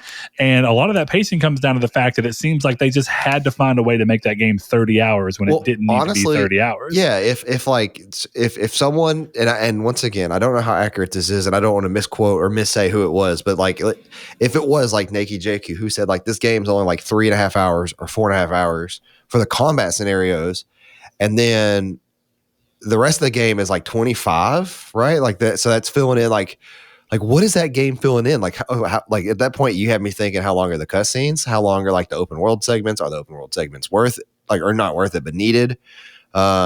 which I can't speak for The Last of Us 2, but it has you question that with any game design. I think especially just with The real Last quick, of Us. Chris, before you hop in, just because I think it's interesting to add to that point in particular. I personally think that while that's not the worst way to try and look at how much meat is in a game, it's not entirely right, because games like The Last of Us 2 have plenty of puzzle solving and player decision making where you choose how much you want to explore these areas. So like, while I said The Last of Us 2 is 30 hours, it's probably not quite that long. It's probably more like 24, but saying it's 4.5 hours of combat and everything else is a weird form of filler. Well, no, technically it could be, and I'm not saying that's your argument or anything, but just for anybody who might have taken it as that way, The Last of Us has a lot of puzzle solving, and a lot of games have puzzle solving, and sometimes it's nice to have engagement in a game that's not tied strictly to combat. No, that's all I'll say. When you said that, it actually reminded me, it was Nicky Jakey who was saying it, and he was saying that it was about, and go watch Nicky Jakey's video for those that are interested in The Last of Us 2, because it's I actually think it's a really well done video, even though I haven't played the game. But it's called Naughty Dog's gameplay is outdated. Game design is outdated. And he did one for Rockstar's game design is outdated Rockstar as well. Also true. But he made it a point that it's Naughty Dog is trying to tell a story about, and he calls it, maybe he calls it outdated, I forget, but it's basically a story about revenge. And they're doing it from a narrative standpoint and a gameplay standpoint. And he said, when your game from like a gameplay and combat standpoint, when the narrative is about the combat that happens, it's about the motivation for revenge, and you are committing that revengeful acts, getting to this part. He's like, when that happens, and he's like, and you're telling me that this is a big part of it, but it's only 4 hours of the game of a 20-hour, whatever it is, he's like, you have to be on your A game for the rest of the narrative. He's like, if you're if you're using gameplay to push a narrative, and your gameplay for that narrative is only like 4 hours of the 20, then the rest of it has to be A+ kind of thing, which I agree with in most scenarios, but I can't apply that to The Last of Us 2, so now I played it. Chris, go ahead, because I think you wanted to finish up on that. But then there's another point about the episodic thing that I think is an interesting thing to bring up. But go ahead. Well, to wrap up the Last of Us thing, my biggest thing playing that game twice now is I think they wrote The Last of Us and it was a tight story, and then they wanted to make The Last of Us 2 and decided on a story and didn't know how to make a game around it. Again, there's 2 tutorials in the game for the same thing. There is. That's all I have to say about The Last of Us. There is. Yeah, it's insane. I think that there's ways to tell that same thing with the same major story beats, and tell that game in roughly the same time as The Last of Us 1, and even with the exact same happenings, minus even with the second tutorial, honestly, even with the exact same happenings, I think everyone would have perceived it a lot better had it had time to. If it didn't have so much time where you felt like you were retreading ground for no real reason. Mm-hmm. I'd be real curious to see if someone could like trim the fat of The Last of Us 2 with like a PC mod where it's like, here's all the things that matter. We made the game 14.5 hours. Yeah, like how much better is that version of the game than, and I enjoyed The Last of Us 2. And sometimes the link helps in some senses, right? It helps you feel more connected to characters, but it hurts other things. So it's a very interesting game. I mean, The Last of Us 2 is one of my favorite characters ever, so that's fine. Lev is the best. Dude, Lev is great. So good. Yeah. In terms of episodic, back to the community's take point, I would say in terms of episodic, I completely agree, because I think I've said on this show hundreds of times that Pokemon should be one game that they release DLC for $60 every year. They should just do that. I don't know why they haven't. There is no game just called Pokemon. And then, hey, the Pokemon or every 2 Red years. DLC you want to make it out. 2 years, yeah. No, screw that. Every year. Burnout exists. And not the EA racing franchise. No, that does not. Well, I was actually going anymore. with which episodic, yeah, you're right. Episodic games do have some benefits, right? But if you remember, everybody was like freaking out about episodic with Final Fantasy, but they're like, what does that mean? Like, what is episodic? Because that's people think it was probably like a misquoting, like, like a mistranslation of a quote. But you have Mark who said, I find episodic games are far better when all episodes are available, which defeats the objective of releasing episodes. And it's a good point. I do not play episodic games until the entire season is out. Now, I don't mind the idea of separating a story into episodes so that you have you have individual like episodic climaxes and resolutions and cliffhangers. That's cool. But really what I do is like, oh, The Wolf Among Us, I played The Wolf Among Us all 5 episodes back to back to back to back to back. And I actually liked how it rose and fall with its cliffhangers and how it was done in an episodic format where it sets up the tension separate from the way a game would normally do it without looking at it from an episode standpoint, where it'd be like, well, there is no pauses here. We're just going to keep going. But games absolutely go on episodic. The biggest problem I always have is almost every episodic game I've ever seen takes multiple months between episodes. And I think that that's pointless. Dude, if TV shows had one season take an entire year to come out because an episode only came out every 4 weeks, there's no way that show would do well. You are losing the attention of the people you're trying to keep the attention of. You can do it across a week because you can create interest and intrigue and talk. I don't think you can maintain that for 4 weeks. And I think most people will probably end up bouncing out and only finally finishing it once they've played all episodes. Mm-hmm. So. Did you see that with the Nier Automata announcement for Switch today that Saul mentioned on the show? They are selling a wallet, a Yorha wallet. Would you buy a Yorha wallet? Why do I feel like this is a joke? Kind of a joke, but it's not. They did the punchline themselves. Would you buy the wallet? Probably not. No? Well, you've ruined the joke, but it's $469. Oh my God. No. Yep. Hey, congrats to Nier Automata though. I saw that it sold 6.5 million. Yeah, great support for a game that Square was like, yeah, we're probably not going to make any money on this if history is anything to look at. yeah, fair.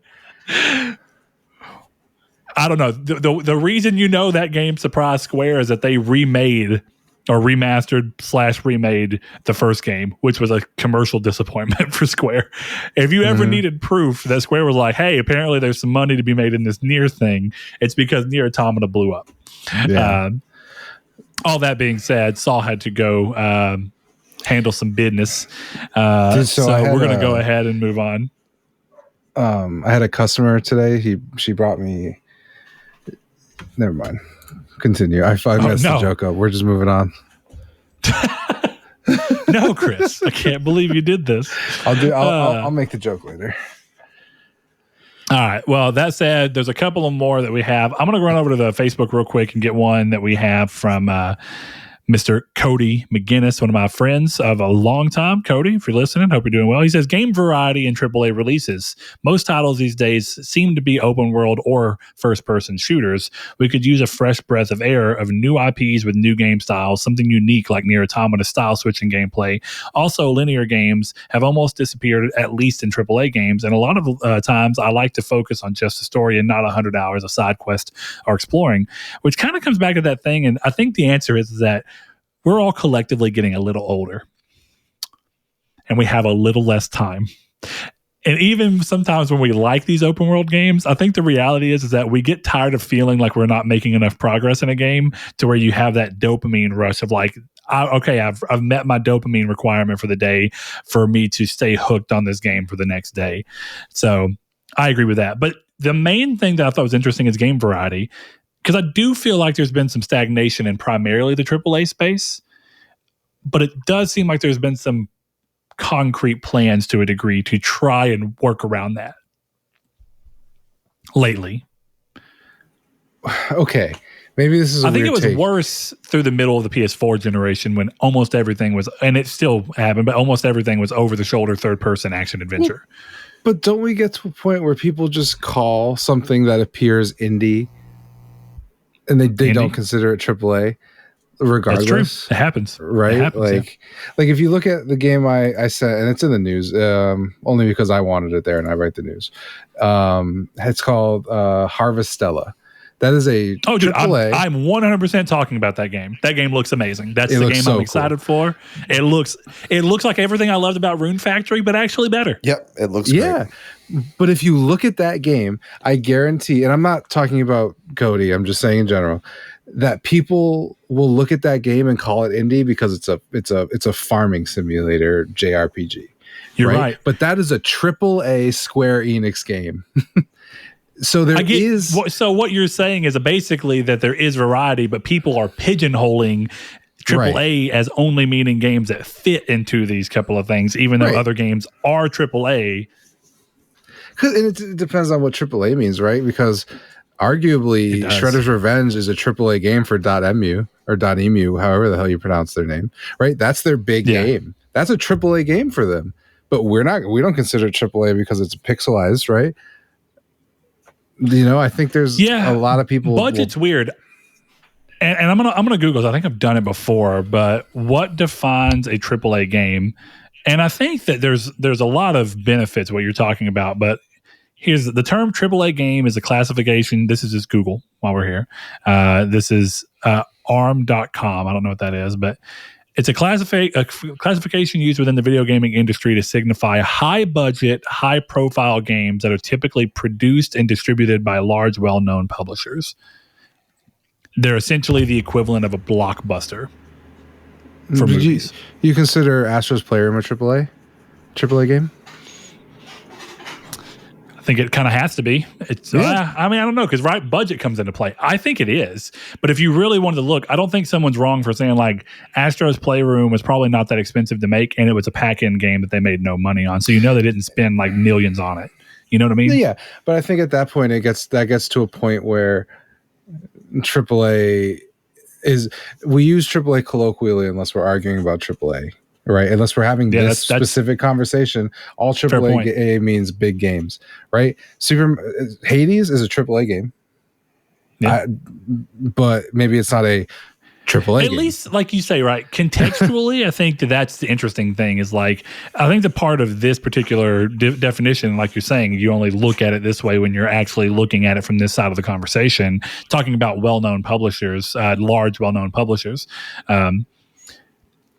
I kind of like the idea of looking at it like what's something that's AAA within the sphere of who's making it, right? Like .mu doesn't typically make games that are to the quality level and budget level of this Teenage Mutant Ninja Turtles game. So for them, in many ways, it probably is their version of AAA, at least in context to who they've been as a studio. Good example past that, Returnal. Returnal is a game that by most standards, I don't think that people would originally look at and be like, this is probably a AAA game, partially because of what type of genre it is. It's a roguelite, and that's not normally a AAA genre. That's just not. But I don't think that there's any way that you could realistically look at Housemarque and the games that they've made and not say that Returnal is their AAA. I don't even know that you can look at Returnal at all and say it's not AAA. I'm pretty sure it is. It's AAA. But I don't know. I just think the conversation shows that a lot of people, when they talk about games, are just very much... what's the big Ubisoft game of the year? What's this? What's that? Where like, go play Slay the Spire, go play Stardew Valley, hell, go play Gwent or Master Duel or XCOM, Midnight Suns. You know what I mean? There's a ton of variety. I just think a lot of people, a lot of the problem is the IGN headline is never about those games, really. And even when they are, right? Like you bring up Marvel's Midnight Sun, right? And one of the weird things I saw is I've mostly only seen positive stuff about it. But then whenever they were showing Midnight Sun in the middle of the Xbox game showcase that they did, or maybe it was Summer Game Fest, whichever one it was. I think it was Summer Game Fest.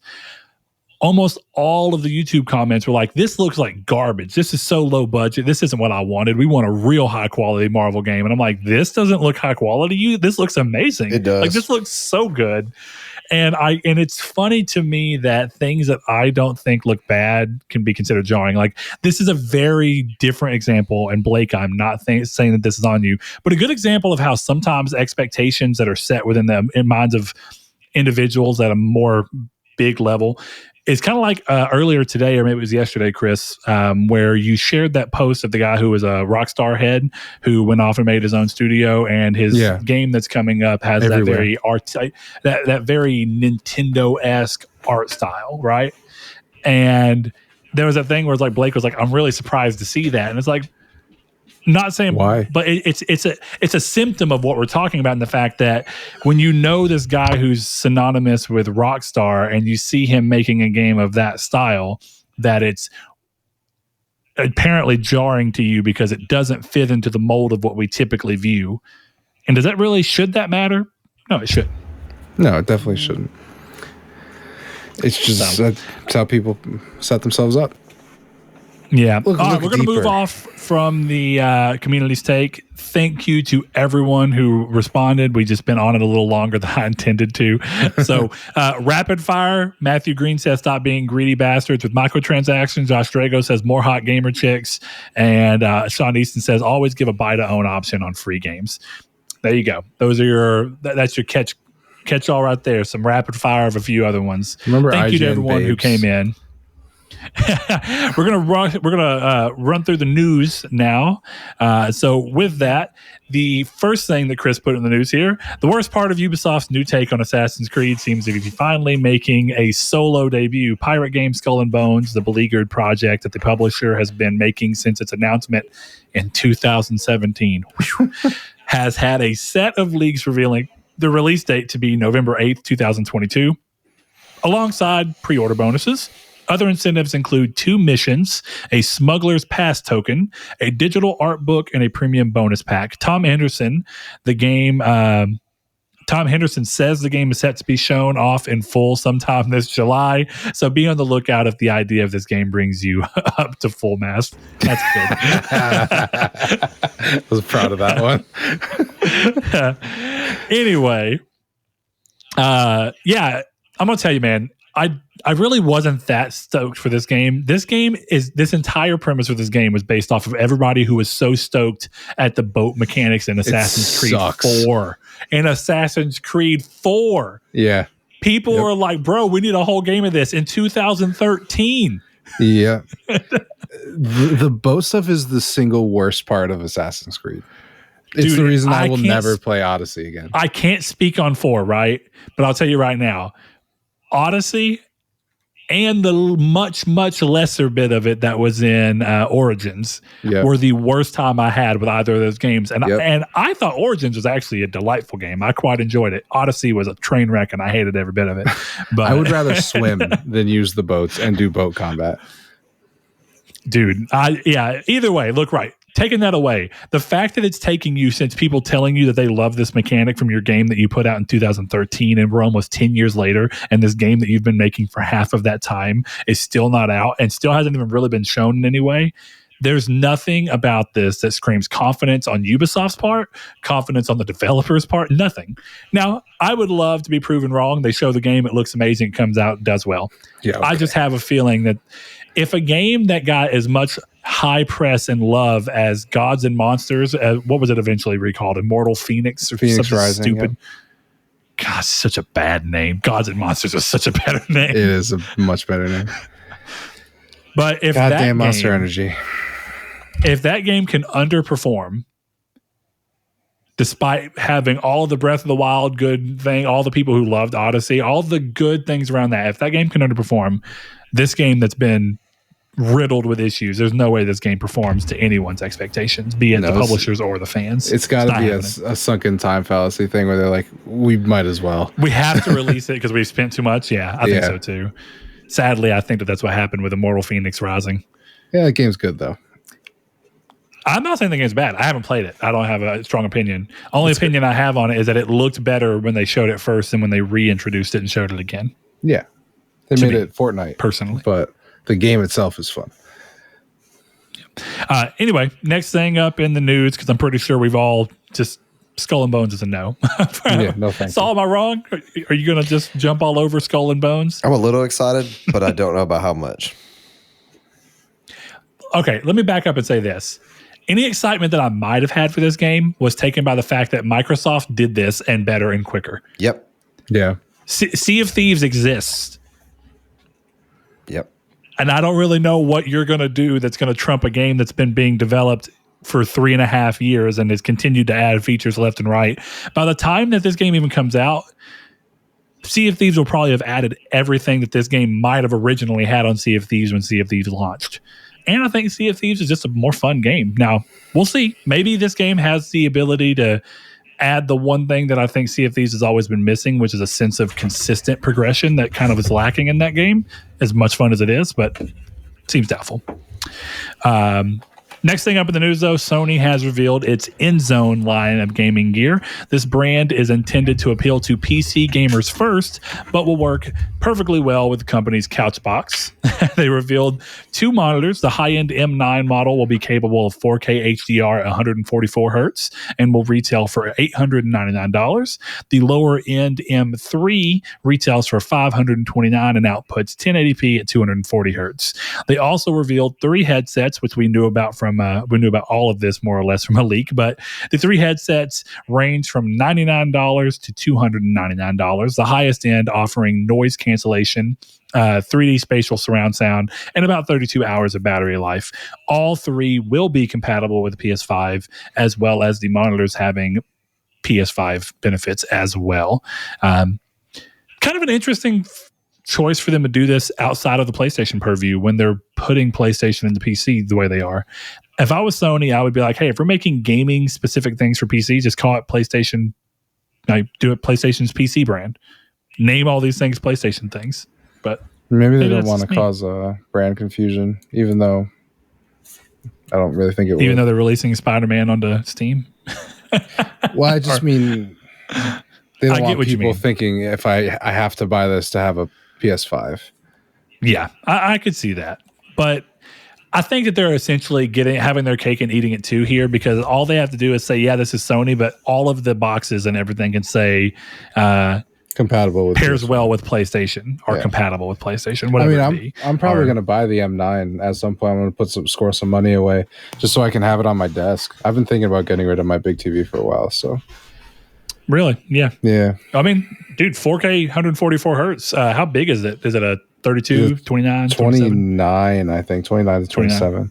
I'll look it up while you do the next one. That's kind of Saul, that's kind of like your perfect range, or at least used to be. I know you finally got a bigger TV in your game room, but I know used to, you really like that kind of 32-inch range. Yeah. I have a 44 now, and 44 is pretty decent for me. Yeah. Yeah, for 27 inches. 27 inches. Okay. Yeah, average size monitor. Yeah. I think this is cool. I think it's priced a little high, but Sony always tends to be priced a little high is the only thing. They make good products. I've never owned something from Sony that I didn't like.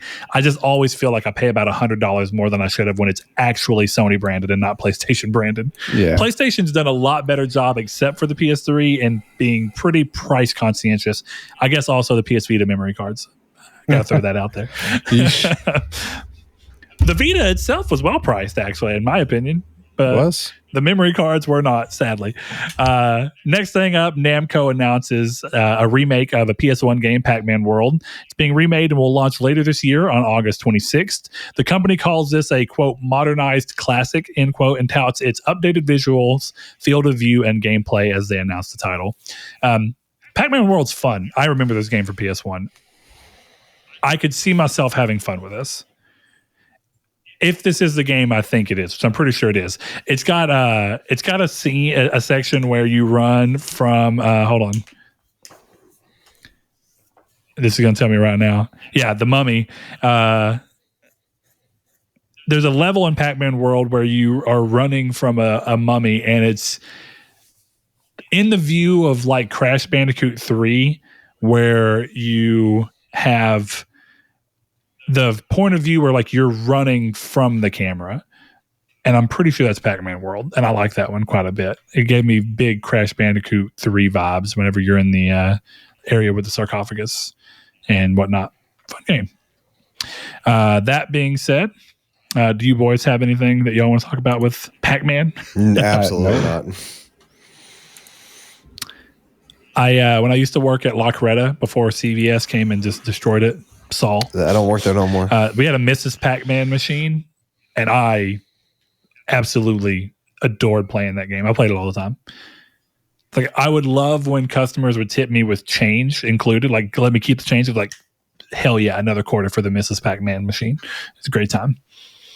I don't know how good it looked for me being a waiter sitting up there playing Pac-Man between waiting on my tables. Because like you'd be in the middle of a good run and like I'd have to be like, Blaze, hey, go check on table 3. I'm not at the end of this run yet. And they look like they need some drinks. But it was a good time. Next thing up in the news, single best video game ever created, as per Chris, Persona 5 Royal, was the center of a titanic shift in the industry. I love how grandiose you make this piece of news. This is a pretty good joke. This is pretty good in here. I think I do some good writing. Was the center of a titanic shift in the industry earlier this month when it was revealed that the longtime PlayStation exclusive was breaking the green ceiling and releasing on Xbox in October this year. Reportedly, the new version of the game comes packed with 45 DLC items, including costumes and a new persona. And guess what? It also breaks through the red ceiling because it's coming to Switch, baby.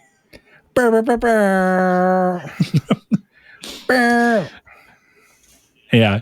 Maybe now PlayStation will be like, crap, we really do got to try and buy Atlas from Sega. Too late. It would be so funny. I got what I wanted on the Switch. If this pissed them the hell off and they're like, fine, we're buying Sega. We're gonna kill Sonic. We're just gonna shoot him in the street. But you're never playing Persona again. Ben Schwartz is gonna die, but you're never gonna play Persona ever again on Xbox. Oh man, that would be wild. You know, it'd be more wild. And I don't even think legally there's any way to make it happen. I guess you could to a degree. The physical versions would always exist. But if Sony bought them and then retroactively pulled all copies of the game from digital storefronts in any stores just to be petty, be like, you know what? Fine. Every copy, it'd be more crazy if they could make the buyout happen before the game's supposed to release, and then they end up stopping the produced copies at the manufacturing warehouse, and it's it like becomes NBA like this Elite or some eBay item. Yeah, and it's like you can own Nintendo Switch copy of Persona 5 for $6,000. They have a government-sponsored Persona 5 buyback program. Oh my god, that would be so ridiculous. But it would be funny. Here's the thing. Persona. I'm not that petty in person, but I live for that level of petty sometimes. It's just fun to witness. You know what I mean? I can see that. That's why I would both be like, I'd be sad that everyone lost the ability to play these games they were so excited for, but I'd be like, bro, that seems like a move that Microsoft would do because they have the fuck you money to do it. Yeah. Sony, I don't think have the money to not only buy Sega, but then also stop from selling one of the few very profitable things that Sega has going for it. Phil would just knock on your door and just kind of, hey guys, I heard you have a copy of Persona 5 on PS5. I'm going to need that. Hey, listen, I take offense to how closed your eyes were because the entire time that man was on stage, I was like, this is what I look like when I smile. Dude, my eyes he just shuts disappear. his eyes.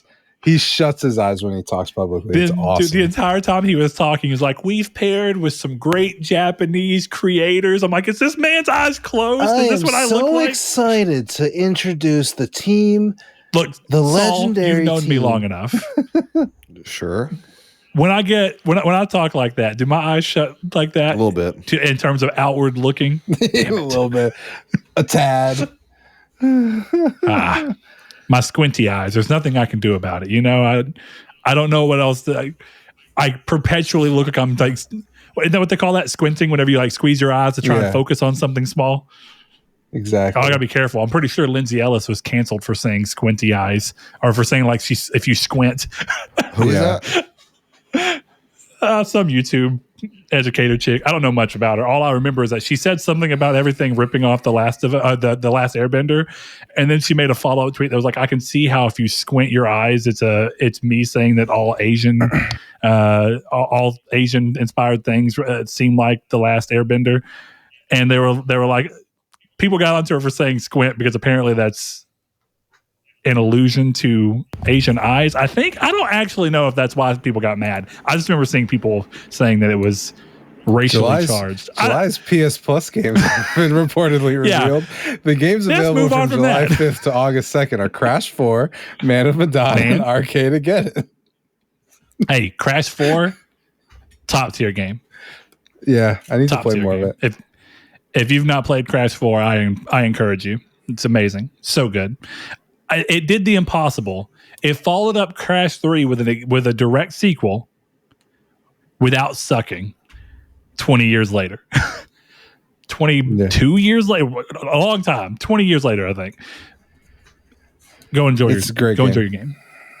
Arcade again. Isn't that the one from the people who made the camp? What is that game called? It's not the Cybermax. Asymmetric. Psygnosis? No, I made that name up. No, Psygnosis is the original name for the Wipeout developers before they became crap. Sony London. Before they became Evolution.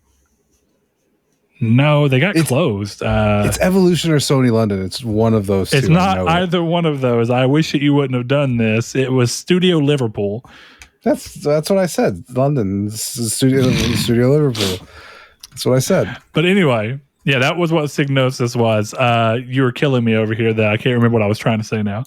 But it's made by the people who made the Friday the 13th game, right? And the the game, was it Aliens? Not Aliens. Sorry, the Predator game. Predator hunting. Yeah. That game, I'm not gonna lie, that game did not look good at all to me. Like, no. I won't say good. It looked uninspired. Yeah, the Friday the 13th game was okay. I played a decent amount of it. Yeah, Man of Medan. I don't know, man. I've been so back and forth on whether I'm going to do the Quarry. I think I'm going to do it just because I told you I would, and I don't want to go back on my word. But people seem split on that game. I've seen people say like it's good, but not as good as Until Dawn, and I've seen other people say like Until Dawn is the only time that Supergiant or Supermassive, whatever, have managed to pull that type off. Yeah, I want to play the Quarry simply to find out if Until Dawn was the outlier. At this point, maybe that's what I'll have to just be like, my $70 of reward points is for science. Well, okay, listen, I'm not. That's the only one that had Sony money behind it, right? Yeah. That's the only one that was good. And they had the studio, they had the engine, they had the Decima engine. Yeah. What I'm saying has nothing to do with any kind of fanboy thing. I'm just saying they had the backing of a big studio, clearly paying. Oh, no, that's not right. That's not right. They had, because The Inpatient was also Sony funded. Yeah, but those are Bravo not, Team was also Sony funded. Now, those are both VR games. That's a little different. I'm talking but they also this had that game that was that, not share play. What do we call it? PlayLink. They had that PlayLink game that actually looked good, and I never got a chance to play it. I still own it. Hold on. PlayLink Supermassive. It's a game where Hidden Agenda. Yeah. It looked good, but I don't know if it was actually good. For the sake of being quick, I'm going to look up Hidden Agenda Metacritic. I don't really love Metacritic, but it's going to give me a good idea of how people felt about it. The user score is a 6.6 and the Metacritic score is a 66. Man, that's like literally perfect. Perfect tie. And for the sake of let's see what people thought of it, let's look at what Until Dawn is. Until Dawn is a 79 in the Metascore and an 8.3 user score. So it's starting to sound like Until Dawn is the outlier. You know the crazy story behind Until Dawn is that it was originally being made as a PlayStation Move title for PS3. And somehow it became that great game. Yeah. Wild times. Use the Move as a flashlight. I remember when that was announced. My God, I am old. That's actually a cool idea, though. I remember actually thinking like the game could still suck, but mechanically using the Move controller as a flashlight would have been really cool. All right, hear me out. In Kojima's Silent Hill, you have to use a Move controller. No, Alan Wake 2, you'll be able to use PSVR 2 and you'll be able to control the flashlight with your actual VR controller. Oh, that's a real prediction. That's a real prediction. Going to be true too, so don't tease it. I want it. You heard it here first. Leaker confirmed. I know inside information. Oh, you're insider WTF.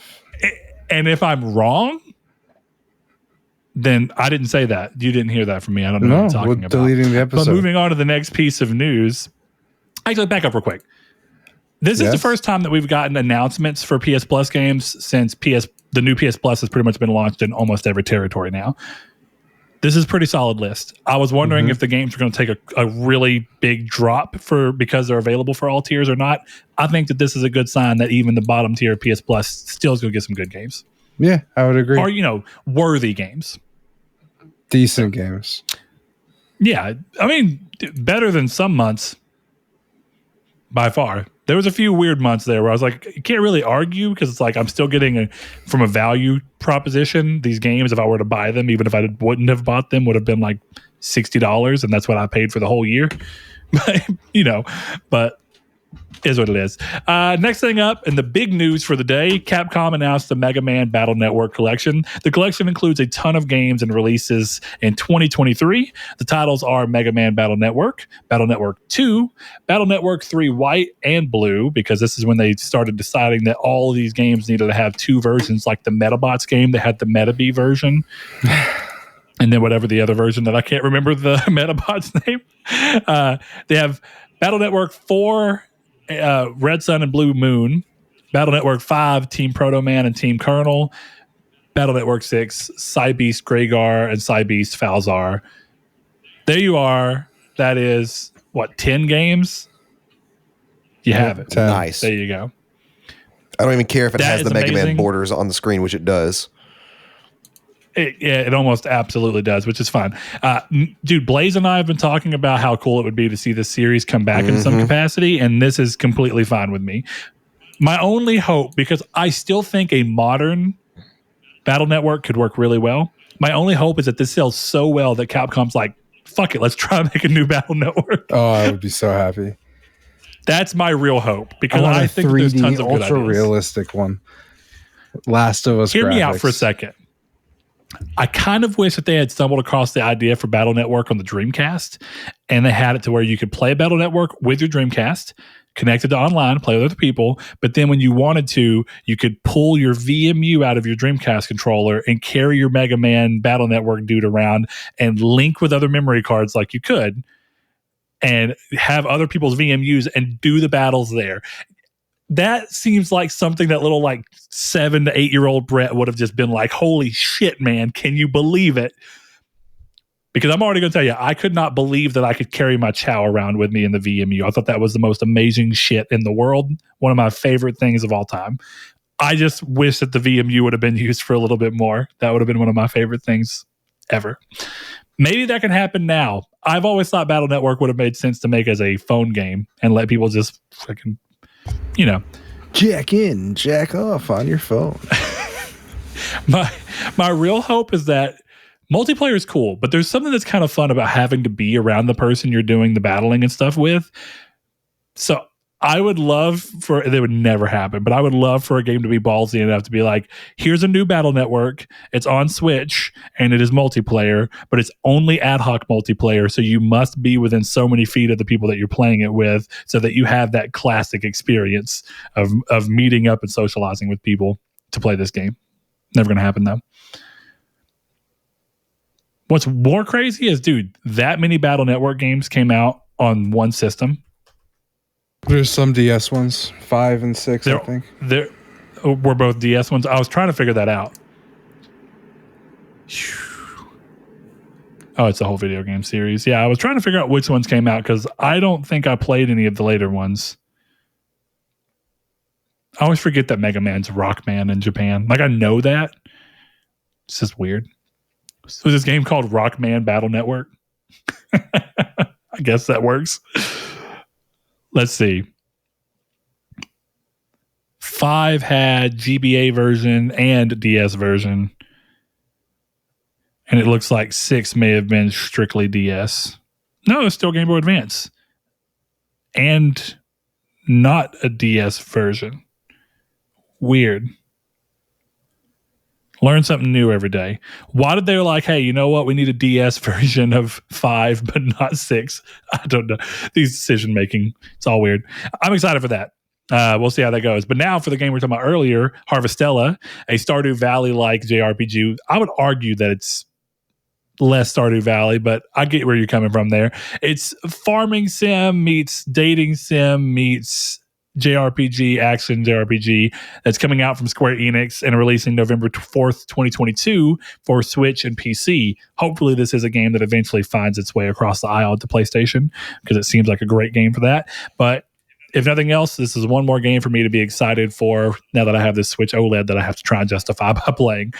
Game looks awesome. Saul, I know you and I both loved Rune Factory 4. Was excited for Rune Factory 5. May go ahead and pick it up. What did you think of this? It looks great. Looks so cool. I think bringing that camera, like I liked Rune Factory's top-down camera. I really didn't mind that because I think at the time I was kind of looking for a Zelda-like the art style, and they gave you that. It worked with the art style real well. I do like that this is more of a behind-the-back isometric style game. I really like the visually, like Chris said, this is a high-budget style of game or a high-budget version of this style of game. You don't see this type of production value in this type of game usually. No. So Chris, clearly you're excited about it too. What you thinking? I just think it looks awesome. I think it's funny because you said I don't know if this is Stardew Valley and then described Stardew Valley. So that to me is just like it's Stardew. To me it looks like a Stardew Valley JRPG, and I'm super in. I'm gonna be honest with you. I've not played Stardew Valley really at all. You said farming simulator, dating sim, and that is literally what Stardew Valley is. Well, no, that's true because that's just but the combat thing is where I'm coming into. It's more Rune Factory because its combat plays a big part in this. But you're right. It has the elements of a JRPG in the framework of Stardew Valley that I like. If Rune Factory 5 Rune Factory 4 didn't take 87 hours to start up, I probably would like that game more. But it took so long. I was about to ask you if you ever played any more of it. I might actually today because I can't find anything I want to play, so I might give it another shot. But do it. Reach into the dark side. I believe in you. It's too late for me. But yeah, that looks awesome. I hope that that's a game that ends up making it across just because many platforms as it can be on, the better. But goes to show that Sony doesn't have all the Square Enix exclusives. Yes. This is an incredibly cool game. Last piece of news here from Software is apparently almost done with its next release in an interview with 4Gamer, a Japanese publication. Hidetaka Miyazaki revealed that the studio is in the, quote, final stages, end quote, of its next release. No more details or hints were given, but it's exciting to hear that they're almost there. Now, before anyone gets too excited, final stages could still mean that they're in the final swing of main production. So this is really a vague thing. All it lets you know is that they're in major production part. This could still be a game that's a year and a half away, 2 years away. There's no way to tell. But in the end of this show, let's have a little fun. I know we all love some From Software games, even if Elden Ring didn't quite stick with me. I got to come back to it one of these days. What is your hope as to what this is? Because I don't know if you guys remember, but about 2-3 years ago, maybe, they were talking about what games that they had going on, and people were asking this interviewer about Armored Core, and the guy ended up being like, so is there any chance of Armored Core? And Miyazaki said that they are looking to revisit Armored Core in the future. Do you think that there's a chance that this is Armored Core? It'd be sick. Yes. That was the other question I was going to have is, but maybe it's Armored Core. Dude, doing Kingsfield now when they have so much more clout behind that name would be so cool. Really interesting. Yeah. Because they made a lot of Kingsfield in Japan. We just didn't see the majority of them over here. Really? So it'd be really interesting. I'm pretty sure there was a Kingsfield on PSP in Japan. No shit. Yeah. I remember looking and thinking that seemed crazy. Let's see. Kingsfield Additional 2 was a PSP game that launched in 2006. Wow. All right. And Kingsfield Additional was a PSP game before that. So crazy times, but they definitely could do what they want to. I'm gonna admit something right now. I don't think I've ever played an Armored Core game. I know what they are. I know they exist, but I don't think I've ever actually played one. I love that. They're pretty good. So I don't have that love for Armored Core or for From Software that's specifically related to Armored Core. The bigger question, though, is that who's the publisher for Armored Core? Do they own that? Or is Armored Core owned by From and they can publish whoever they want? Is that what it is? I believe they owed it. Because, a lot of time these things get caught up. You get weird situations where like Square Enix owns the rights to Drakengard, but the Drakengard 2, for some reason, of all of the games, was published by Ubisoft in America. Really? But 1 and 3 were both published by Square Enix in America. Yeah, it's weird. Yeah. So you never know. I didn't know if it was one of those things. Like one Armored Core game that used to be at GameStop when I worked there said Ubisoft, and I think one of the other ones was Sega. And I'm like, is it because of who they partnered with? Is this like The Witcher situation where The Witcher partnered with CD Projekt Red partnered with WB to be their supplier and, essentially their publisher, but only for distributing? That's really all it was distribution. So who knows? But what are the chances of Bloodborne 2? Hey, Chris. Yes, sir. What was that long running Bloodborne 2 joke? What? You don't remember? I don't remember. How you used to talk about Bloodborne 2 was absolutely happening, and it was happening at Blue Point's making Bloodborne 2. Yeah, there you go.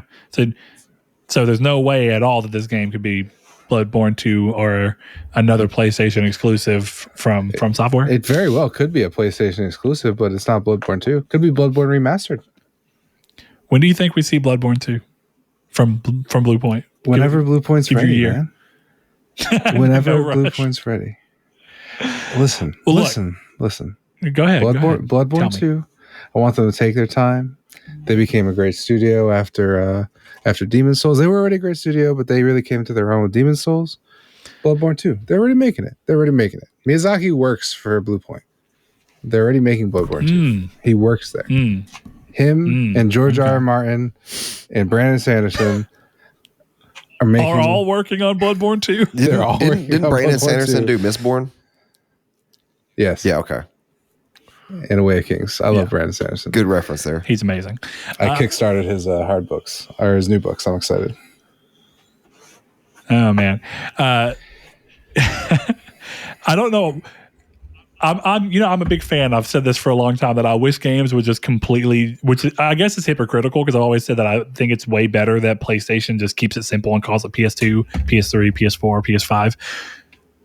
But I hate, and I think the reason being is that because games and stories can have prequels and sequels that are out of line, that I always hate when games feel the need to be like God of War 3 and then they make the next one, they just call it God of War again. I'm like, bro, just don't give games numbers, only ever give them surnames. And part of me wouldn't want it to be called Bloodborne 2. I just would want it to be like called Bloodborne Sons of Yharnam or something ridiculous, like something that is not Bloodborne 2, but it's clearly not Bloodborne. You differentiate it by giving it a surname. Like I always thought it was weird that Uncharted 1, 2, and 3 decided to put the number and a surname. So you're like Drake's Fortune, A Thieves Inn, or sorry, Among Thieves, Drake's Deception, and then A Thieves End. It's like, why did you bother giving them surnames if you're still just going to put the number beside it? It seemed weird to me. Like Uncharted Lost Legacy sounds so much better than Uncharted 5 Lost Legacy, if I'm just being honest. It's thematic, dude. Get to know your literary themes. All I'm glad is that they didn't try. What I hate is when games are inconsistent and it's like you have Uncharted 1, 2, 3, and then Golden Abyss, because Golden Abyss can't have a number because it takes place before 1. You could always do the Lion King 1.5 where you come back in the like we're going to put a half there. This is Uncharted 0.5 Golden Abyss. Yeah. I'm glad they didn't do that. I would have liked that. That would have been funny. Birth by honestly, the Golden Abyss. It would have. God. 0.2. I love Kingdom Hearts, but the naming conventions are stupid. Yeah, stupid. It's rough. They're very hard to follow. But that's okay. If they were consistent, I'd forgive it a little bit more, but they're not. You have Kingdom Hearts 1, 2, and 3, and then you have 358 days over 2, and you can't even tell that that's how it's supposed to be said because it just looks like 358/2 days. But that's where we are. Community stake. What do you guys think? Do y'all want the community to speculate on what From Software's next game might be? What are you thinking?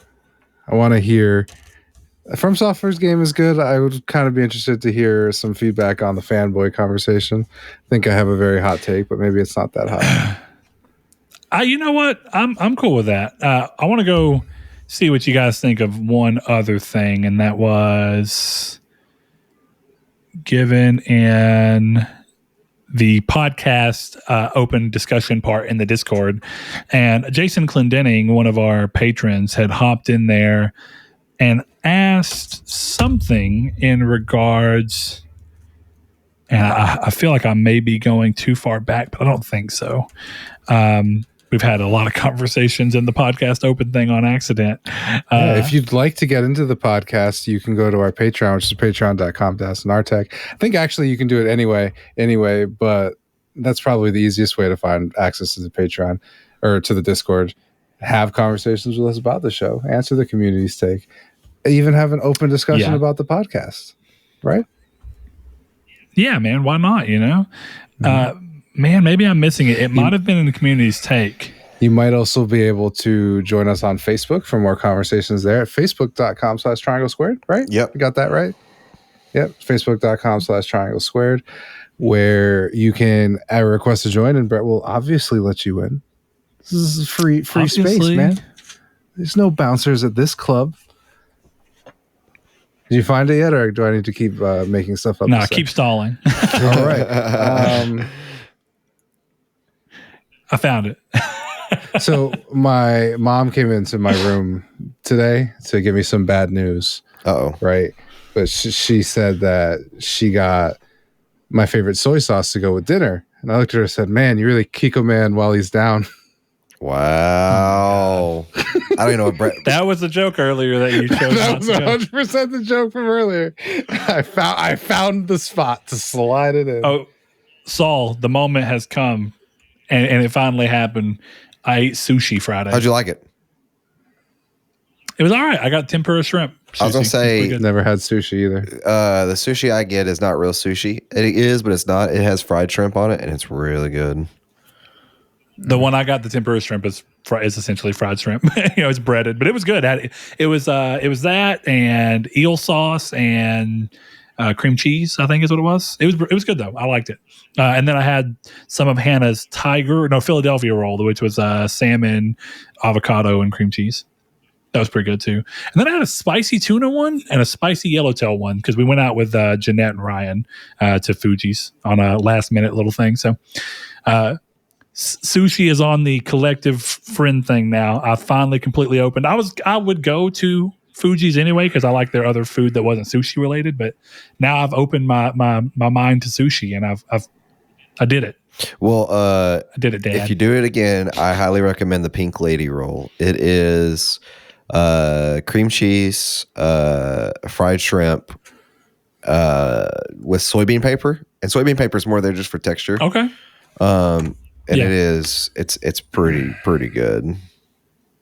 Hey, Chris. Yeah. Next time that you come down, because you said you haven't eaten sushi yet, right? No. Okay. Next time you come down, we all go to Fuji's and we eat the sushi and we experience this together.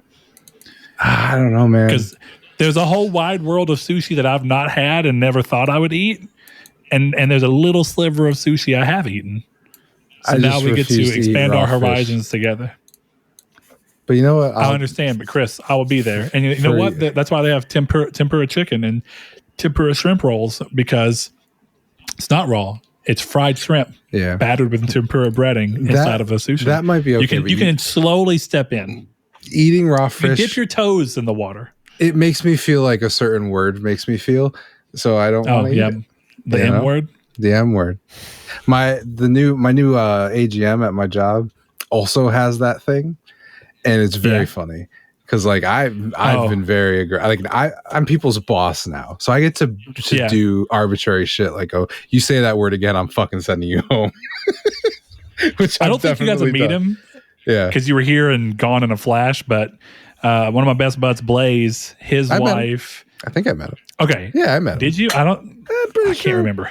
Skinny guy. I can't remember. Tattoos. I mean, I'm fairly positive I met him. Maybe. Either way, point being is that his wife, this weekend we were with them, and she doesn't like that word either. right? Yeah. And she tried arguing that she found a new word that fits for it and that it was saturated. Or I saturated. like that. And I said, that's fine. I said, you can say that all you want. And Chris, you're going to cover your ears because the point has to stand here. I'll tell you when. But what I told her is that if someone came to me and said that this cake is moist, yeah, sorry, but if someone came to me and said that the cake was that, yeah, I'd be like, bro, yeah, that sounds like delicious cake. But if somebody came to me and said that cake was damp or saturated, I would think that cake sounds disgusting. And that's why I was like, that's how you know they're not the same thing. That's how you know. Those words are not complete synonyms for each other because otherwise damp cake would sound delicious. And it doesn't. It sounds, this chocolate cake is damp as hell. But more importantly, she also finds the word flaccid to be like, she doesn't, that gives her weird shivers as well. And word. I thought that was interesting. I didn't have a thing about the word chunky. And then we were cleaning up my kitchen and we were mopping. And my boss kept saying that the crap that we picked off the floor looked chunky. And she just kept saying the word chunky, describing it. And it made me feel so sick. I was like, Diane, you have to stop. I'm going to throw up. Now you're a little off on chunky. I'm a little put off by chunky. You know. Well, here, let me throw this out there. So, Jason, one of our patrons, has been on and off a few times. We appreciate it, Jason. He said, I had an idea for a podcast discussion question, or in this case, it could be a community stake. Who is the most overrated game dev or game, and or who is the most underrated dev / game and or game? Give me all four. So, what do you think about that? I like that. I'm down with that. Okay. I encourage anyone who's listened through the episode to give us your feedback about what you think about Fanboys. I think that that's a worthy conversation. I would love to have you guys join in social media, YouTube comments, wherever it is that you're finding this. Hop in there. Let us know what you think about fanboyism. And if it has to be an inherently bad thing, like some people seem to propose it, whether or not they actually agree with that, or if it's really that fanboyism has just become the overarching term that people use, but they don't really mean all fanboys because, like most things, there are levels of severity. And we'd like to see your opinion on that. But yeah, we'll get that out to you. All the social media, like Chris said, Discord in the description below, Facebook, Twitter at TriangleSQRD. Remember to go over to patreon.com/Nartech if you want to be like the fine people who we've talked about all video long, all you lovely people who give us a little bit of your money and, of course, your time every month to help keep this show going for all of those who may not be able to. We are forever thankful of it. Yes, we are. And unless you boys have anything else y'all want to add into this, I think it's time to bid adieu to 267. 267, I hardly knew you. Shout out to our patrons, Awesome Dave 1337, Aztec King, Lecheon 69, The Lord Corgi, Salvador Garcia, Hammond Egger, Bailey Robertson, Rob Wartpoint, Mark Schutz, Cypher Primus, Kyle Grimm, Brood Days 93, Joshua Lago, Kevin Bacon Bits, Luke Rabbit, Danny Villalobos, Jehudi MD, Sean, Josh Ayers, Derek Porter, Constantly Kenny, Matthew Green, Sean Sanderud, Steven Salazar, Shadowist, and of course, my name is Dan. Thank you all. We'll see y'all next week. Bye-bye.